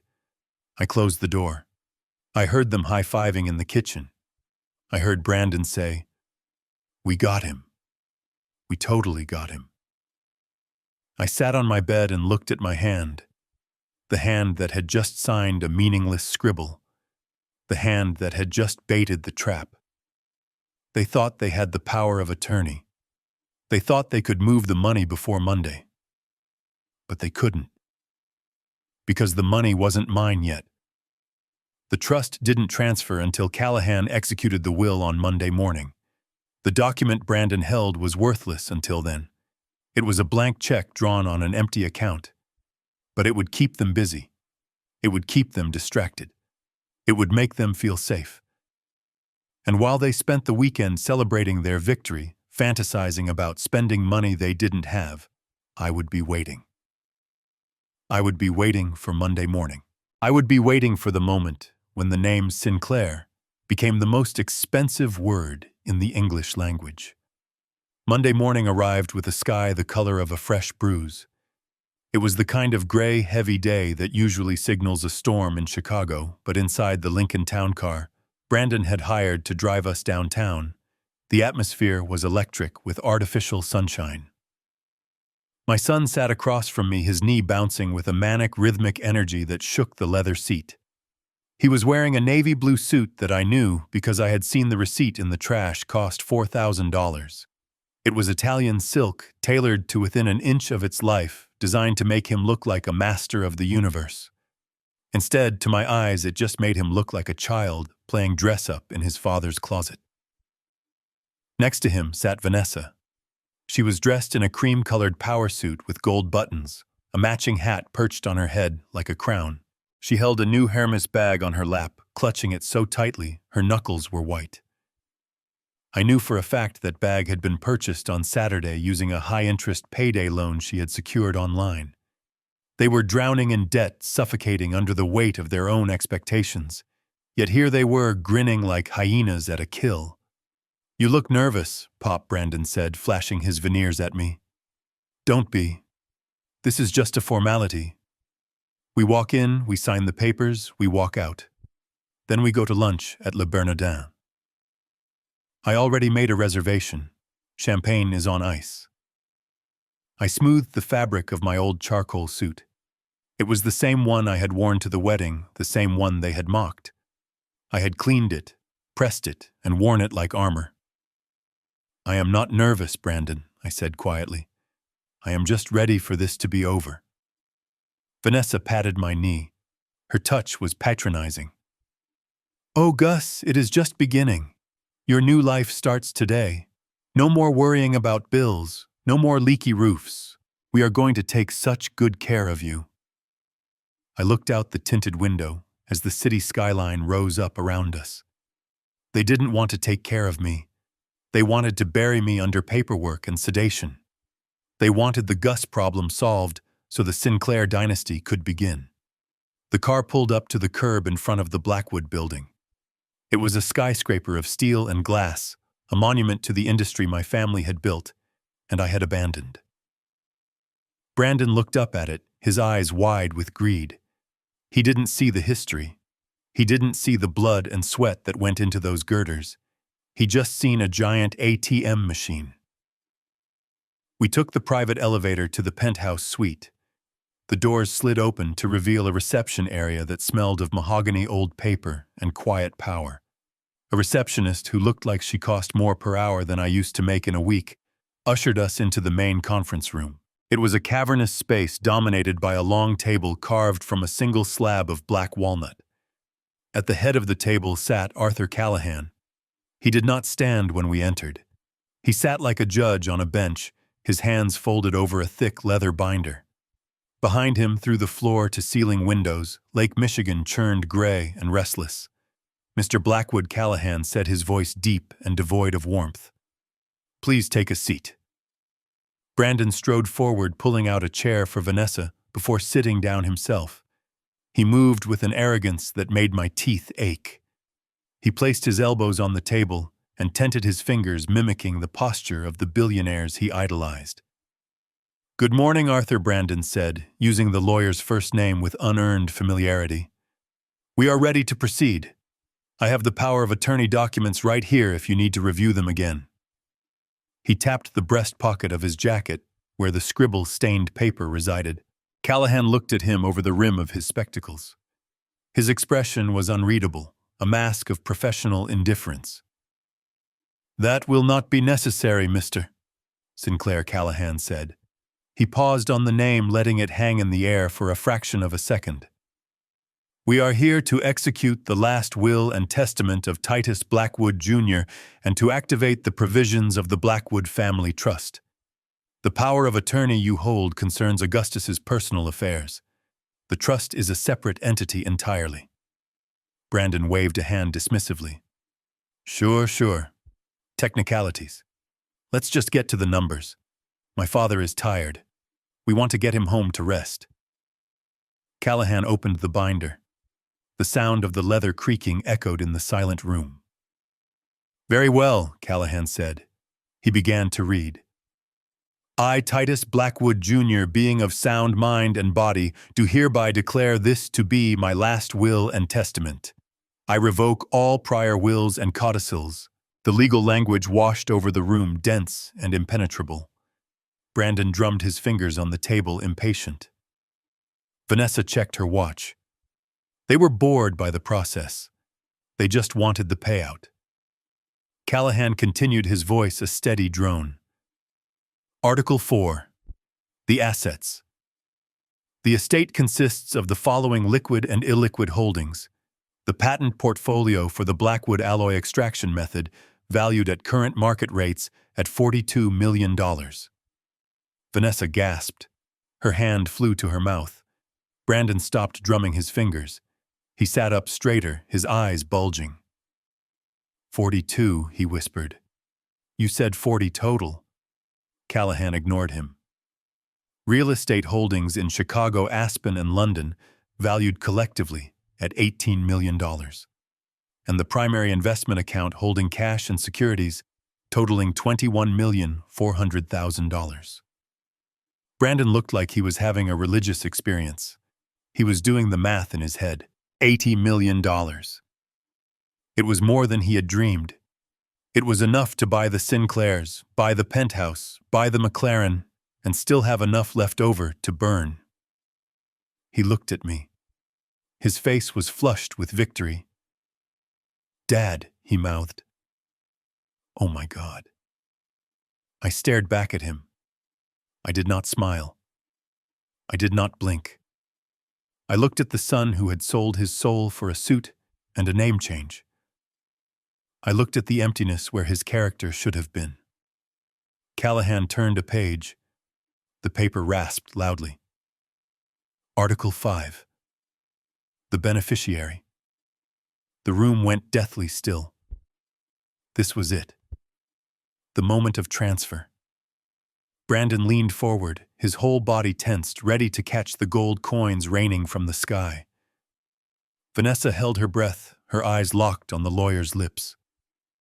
Pursuant to the stipulations of the Blackwood family charter, dating back to the founding of this firm in 1922, the entirety of the estate creates a single, indivisible trust. The sole beneficiary of this trust shall be the direct male heir of the Blackwood line. Brandon slammed his hand on the table. Yes, that is us. That is me and Dad. Okay. Arthur cut the chase. Where do we sign? When does the wire hit? Callahan stopped reading. He looked up. He took off his glasses and placed them on the document. He looked at Brandon with eyes that were cold as the steel my family forged. Please let me finish, sir, Callahan said softly. The conditions of the trust are specific, and they are non-negotiable. Conditions. Vanessa asked, her voice sharp. What conditions? Callahan put his glasses back on. He looked down at the paper. The beneficiary must meet 2 criteria. First, they must be of the Blackwood bloodline. Second, and most importantly, to preserve the legacy and honor of the family. He paused. He looked directly at Brandon. The beneficiary must legally bear the surname Blackwood on all state and federal identification at the moment the trust is executed. The silence that followed was not peaceful. It was the silence of a vacuum of all the oxygen being sucked out of the room in a single violent instant. Brandon froze. His smile faltered, twitching at the corners. He looked at the lawyer, waiting for the punchline, waiting for the laugh. What he whispered. Callahan repeated the line slower this time, enunciating every syllable. The beneficiary must legally bear the surname Blackwood. Any descendant who has voluntarily surrendered, altered, or changed their surname for any reason other than marriage shall be deemed to have disinherited themselves from the lineage. Brandon's face went gray. The blood drained out of him so fast I thought he might faint. He looked at Vanessa. She was staring at him, her eyes wide with a dawning, horrific realization. But, Brandon stammered, but that is archaic. That is just words. I am his son. I am sitting right here. Callahan reached into a side folder. He pulled out a newspaper clipping. It was the legal notice from the Chicago Tribune printed on Friday. Brandon Sinclair Callahan read, Petition for name change granted. He slid the clipping across the table. It stopped right in front of Brandon's hands. As of Friday morning, Mr. Sinclair, you ceased to be a Blackwood in the eyes of the law, and therefore in the eyes of this trust. Brandon stood up so fast, his chair tipped over backward, crashing onto the floor. No, he screamed. That is a technicality. You can't do this. I did that for business. It doesn't mean anything. I am still his son, Dad. Tell him, it doesn't matter. He turned to me, his eyes wild, pleading, desperate. Dad, tell him. It is just a name. It is just a stupid name. I looked at him. I looked at the man who had stood on a stage 3 days ago and told 300 people that my name was a chain around his neck. I looked at the man who had called my history dirt. I stood up slowly. I buttoned my jacket. You are right, Brandon, I said, my voice filling the room.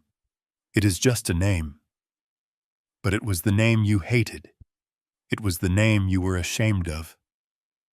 I walked over to the window and looked out at the city. You wanted to be a Sinclair, I said without turning around. You wanted to escape the janitor's name. Well, son, you got your wish. You are free. The sound of Vanessa's scream was the only thing that broke the silence as the reality of their ruin came crashing down. The scream that tore from Vanessa's throat was primal, a sound of pure, unadulterated financial agony that shattered the dignified silence of the high-rise office. She lunged across the table, her manicured nails clawing at the lapels of Brandon's $4,000 suit. You idiot! She shrieked, shaking him violently. You absolute moron! You told me you fixed it. You told me the name change was a power move. You told me it was the key to my father's approval. Brandon shoved her away, his face a mask of panic and sweat. He scrambled backward, his chair skittering across the floor until his back hit the cold glass of the floor-to-ceiling window. He looked trapped between the drop to the street below and the truth in the room. Dad! He gasped, pointing a shaking finger at Callahan. Tell him to stop. This is a joke, right? This is some kind of sick lesson you are teaching me because I didn't visit enough. Okay, I get it. Lesson learned. Ha ha, very funny. Now tell him to sign the papers. I remained standing by the window, my back to the view of the city I had spent my life cleaning. I looked at my son. I looked at the man who had spent a lifetime embarrassed by the dirt under my fingernails.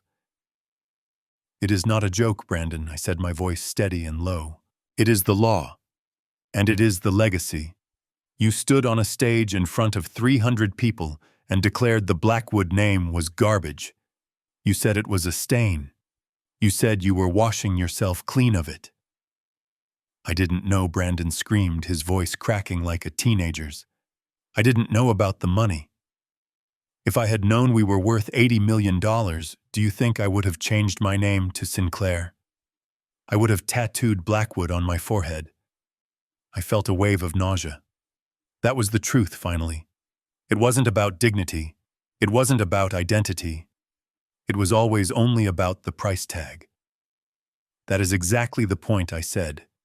You only want the name now because it has a $sign attached to it. My brother Titus knew there would be vultures. He knew that if the money ever came to light, people who despised us would suddenly claim to love us. That clause exists to protect the family from parasites. And you, my son, just proved why it was necessary. But I am your son, Brandon yelled, slamming his fist against the walnut table. Blood is thicker than ink. That trust fund is my birthright. Callahan cleared his throat. The sound was dry and dismissive. Actually, Mr. Sinclair, under the specific terms of the charter, blood is a prerequisite, not a guarantee. The legal definition of the heir requires continuity of identity. By legally petitioning the court to sever your connection to the Blackwood nomenclature, you have legally declared yourself a stranger to the estate. Brandon fumbled in his pocket. His hands were shaking so badly he dropped his wallet twice before retrieving a sleek plastic card. He threw it onto the table. It slid across the polished wood and came to a rest in front of me. It was a temporary state ID. The ink was still fresh. It had his photo, his date of birth, and there, in bold black letters, was his new reality. Brandon Sinclair. Look at it, Brandon shouted. It is just plastic. I can change it back. I will go to the courthouse right now. I will file an emergency petition. I will be Brandon Blackwood again by noon. Just hold the papers. Just wait 3 hours. I picked up the ID card. It felt light. Cheap. It is too late, I said. Why? Vanessa wailed from the floor where she had collapsed in a heap of Chanel fabric and tears. Why is it too late? Just wait for him. Callahan tapped the document with his fountain pen. Because the trust executes upon the reading of the will, he explained calmly. The moment I opened this binder, the timestamp was set. The beneficiary eligibility is determined at this precise second. Not 3 hours from now. Right now. And right now, the only person in this room named Blackwood is Augustus. Brandon looked at me. His eyes were wide, filled with a horror that was almost pitying in its intensity. Dad, he whispered, you can't do this. If I don't get this money. Dad, you don't understand. The debt, the wedding, the honeymoon, the car I ordered. Reginald, Vanessa's dad, he leveraged his company based on my promise that this money was coming. If I walk out of here with nothing, they will kill me. Not literally, but they will destroy me. I will lose my job. I will lose my apartment. I will lose everything. He fell to his knees. The arrogance was gone. The master of the universe was just a beggar in a nice suit. Please, Dad, just give me a share. Give me half. Give me 10%. Just enough to pay off the Sinclairs.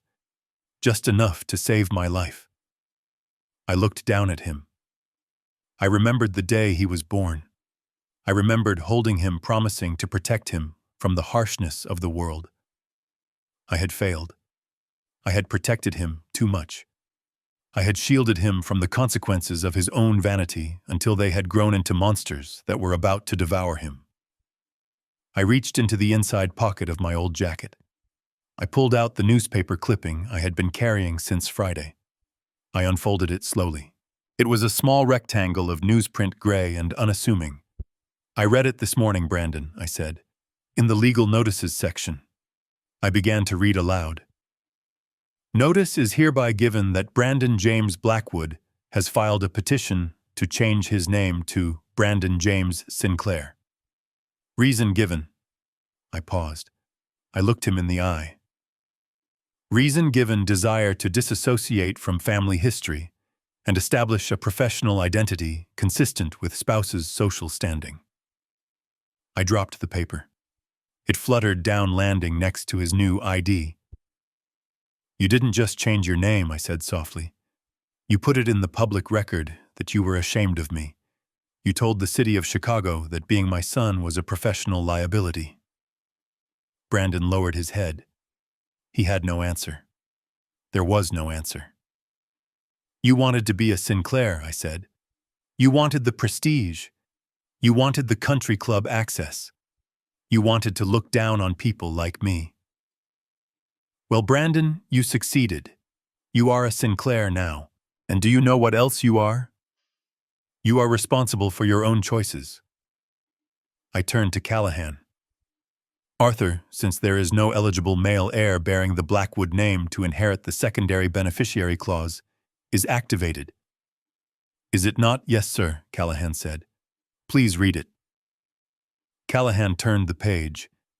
In the event that no direct descendant qualifies, the entirety of the liquid assets and the patent portfolio shall be liquidated and placed into a charitable trust. The Augustus and Beatrice Blackwood Foundation. The sole purpose of this foundation shall be to provide full scholarships and housing assistance to the children of service workers, janitors, maids, maintenance staff who wish to pursue higher education but lack the means. Vanessa let out a sound that was half laugh, half sob. You are giving it to janitors. You are giving $80 million to janitors. I smiled. It was the first genuine smile I had felt in days. Yes, I said. I am giving it to people who know the value of $1. I am giving it to people who aren't ashamed of dirt on their hands. I am giving it to the people you mock. I looked at Brandon. He was still on his knees staring at the ID card. I am not punishing you because I hate you, son, I said. I am doing this because I love you enough to let you learn. You said my name was a chain. I have broken it. You are free. You have your new name. You have your new family. Go to Reginald Sinclair. Ask him for help. He is your father now, legally speaking. Brandon looked up. His eyes were empty. Reginald is broke, Dad. He is leveraged to the hilt. He needed this money to save himself. When he finds out I have nothing, he will throw me to the wolves. Then you better learn how to run, I said. Or better yet, learn how to work. There are always openings for janitors. It is honest work.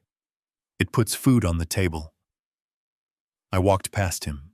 I walked past Vanessa, who was now weeping silently into her unpaid-for handbag. I walked to the heavy oak door. Mr. Blackwood Callahan called out, "Where shall I send the final execution papers?" "Send them to my house," I said. "The one with the leaky roof. I think I finally have enough to fix it." I opened the door. "And Arthur?" "Yes, sir. Have security escort Mr. and Mrs. Sinclair out of the building, and make sure they don't take the pens. They have a habit of taking things that don't belong to them." I stepped out into the hallway and let the door close on the sound of their weeping. I walked to the elevator, my step lighter than it had been in 20 years. I pressed the button for the lobby. I was going home. I had a house to repair.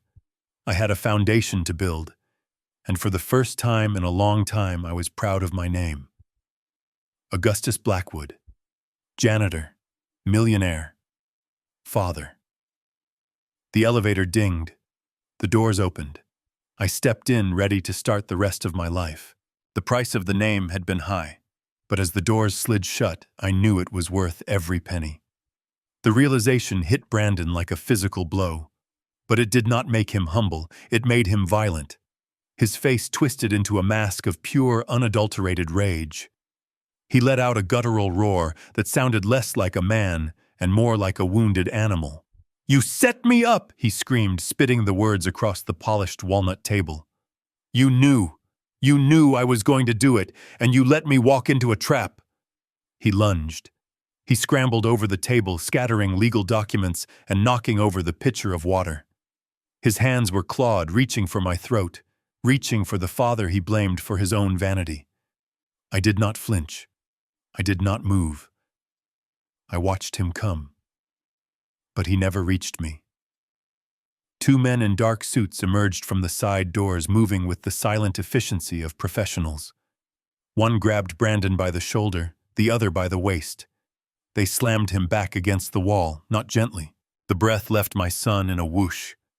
"Stay down, sir," the guard said, his voice flat. "Do not make this worse."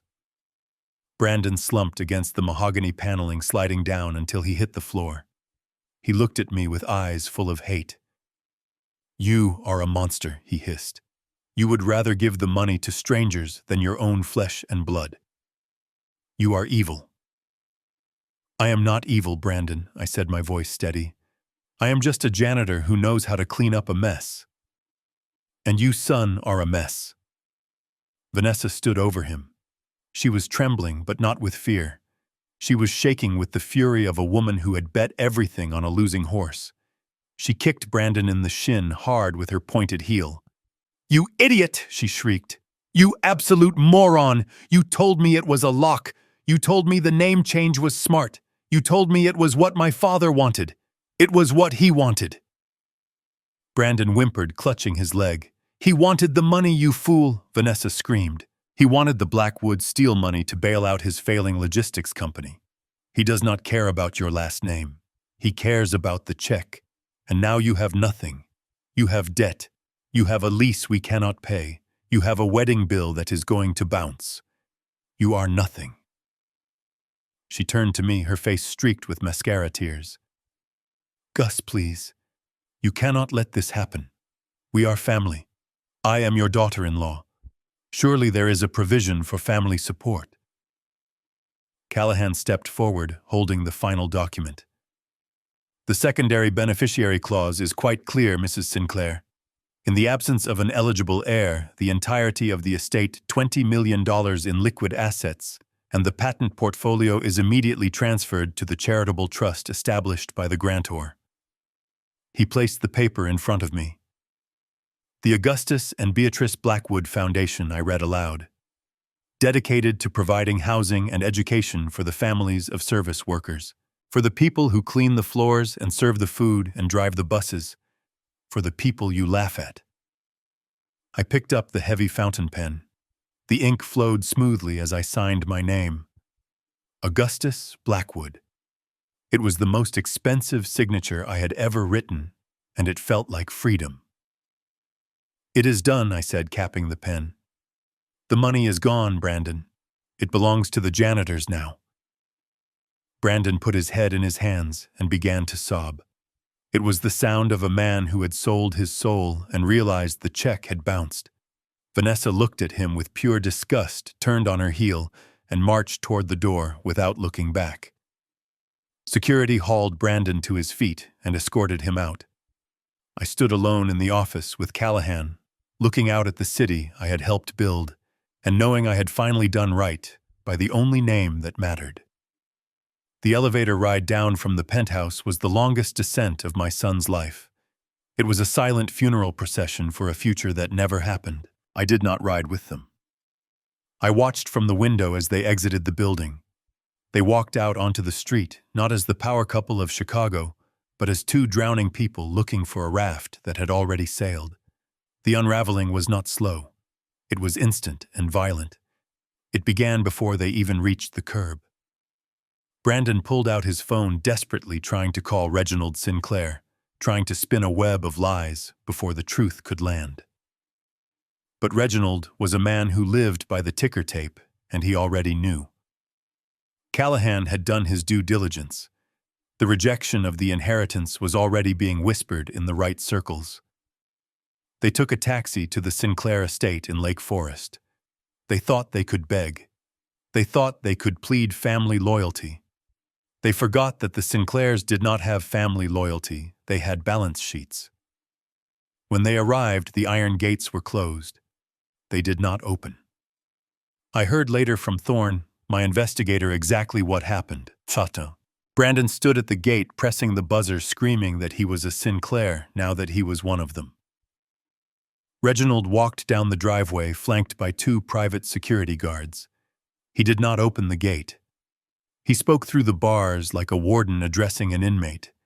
He told Brandon that he knew about the debts. He knew that Brandon had charged the wedding, the honeymoon, and the deposit on the penthouse to cards that were now declined.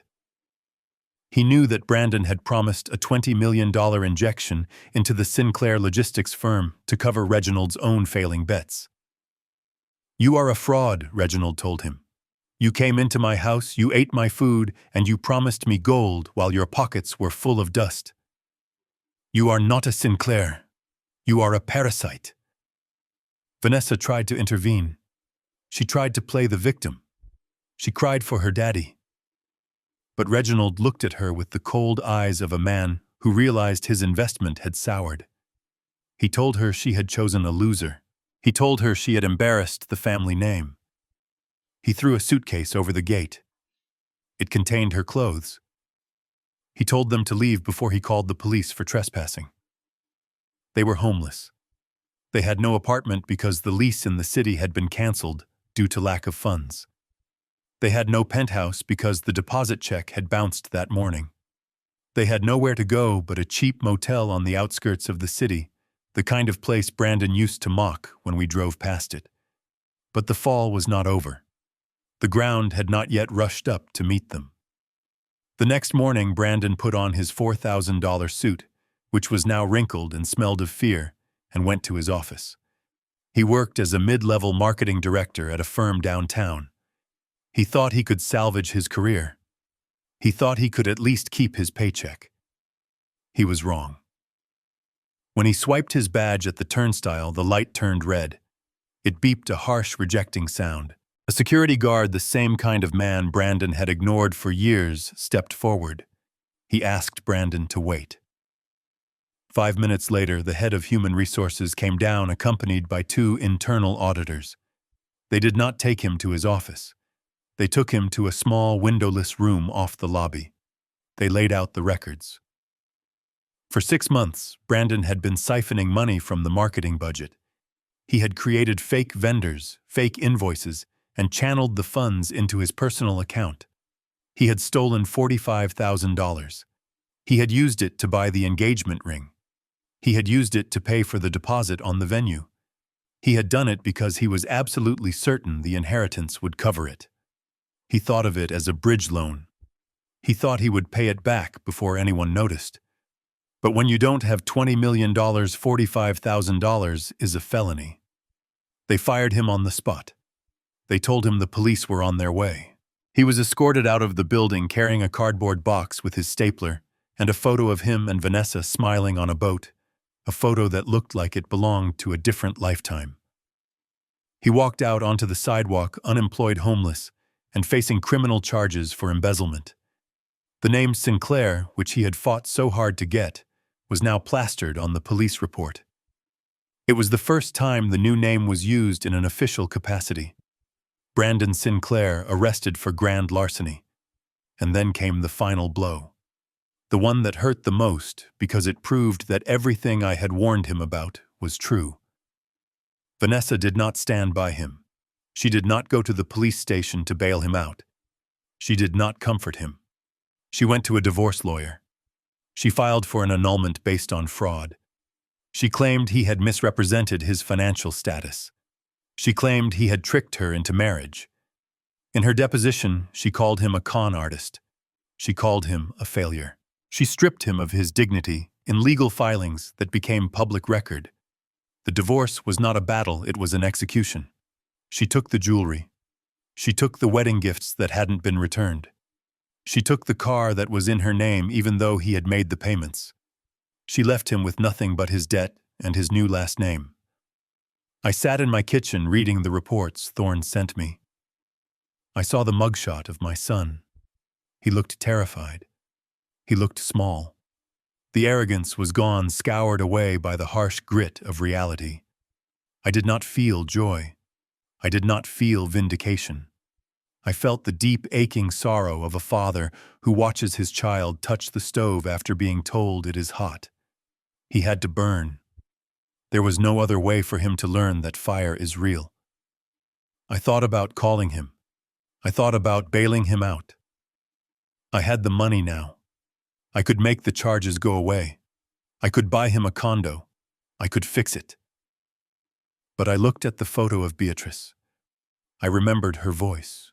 I remembered how we had struggled, how we had built a life on truth and hard work. If I saved him now, I would be robbing him of the only valuable thing he had left. The lesson. If I saved him, he would learn that there are no consequences. He would learn that Daddy always fixes it, and he would never become a man. He would stay a child forever, a child with a different last name but the same empty soul. So I did nothing. I let the wheels of justice turn. I let the consequences arrive.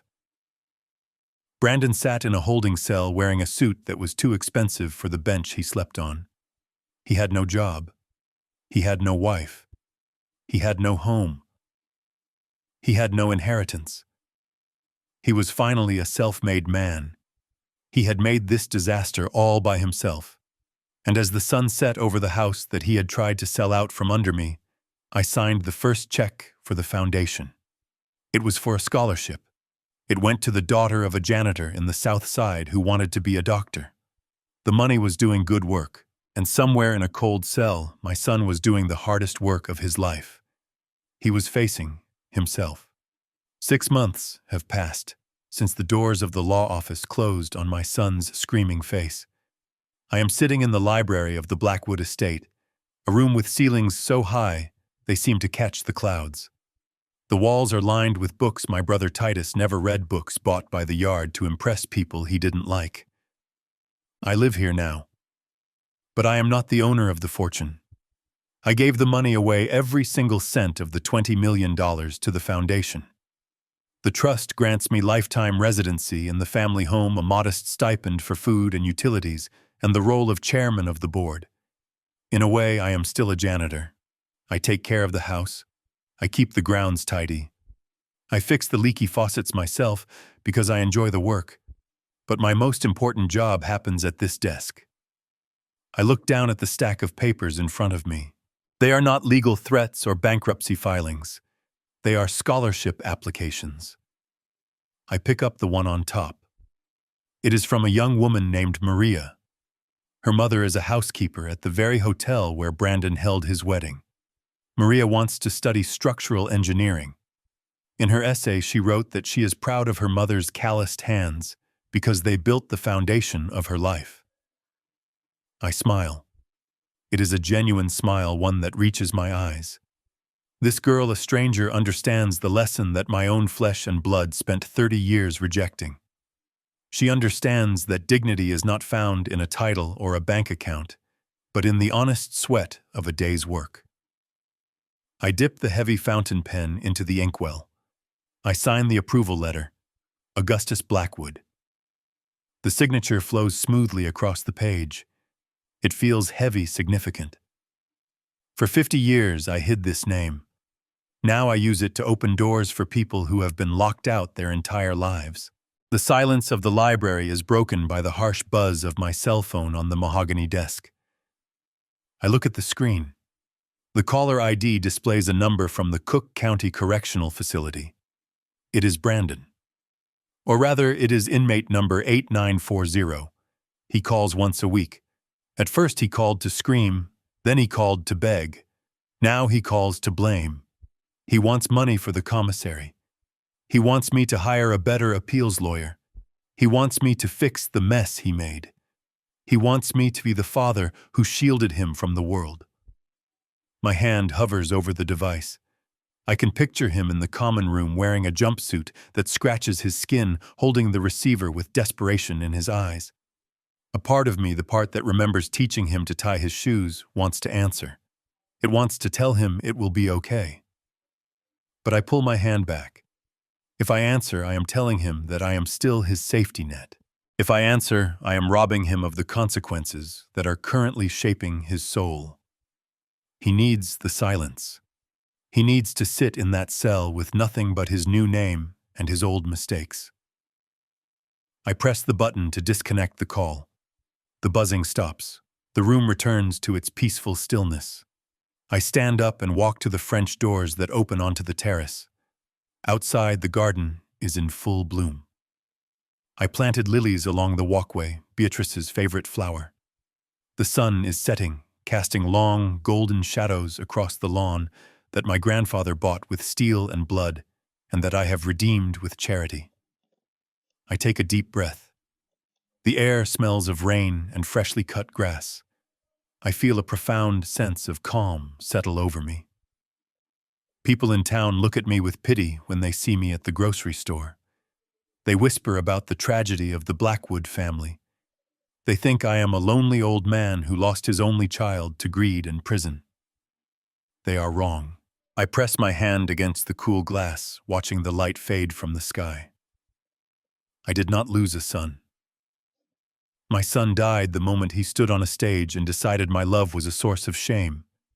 I only lost a stranger who happened to share my blood.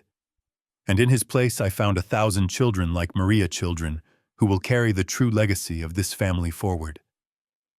I turn back to the desk, pick up the pen, and reach for the next application. The work continues, and for the first time in my life, I am exactly where I am meant to be. My story stands as a testament that a name does not define a man's worth. His character does. Brandon believed that erasing his history would secure his future, but he only succeeded in erasing his inheritance. He chased the illusion of prestige and lost the reality of love. True nobility is not found in a title or a bank account, but in the dignity of honest labor and the loyalty to one's roots. Greed may promise the world, but it always charges a price you cannot afford. In the end, integrity is the only legacy that truly lasts. If you believe that loyalty is worth more than gold, hit the like button and subscribe for more stories of justice. What would you have done if you were in my shoes? Let me know in the comments below.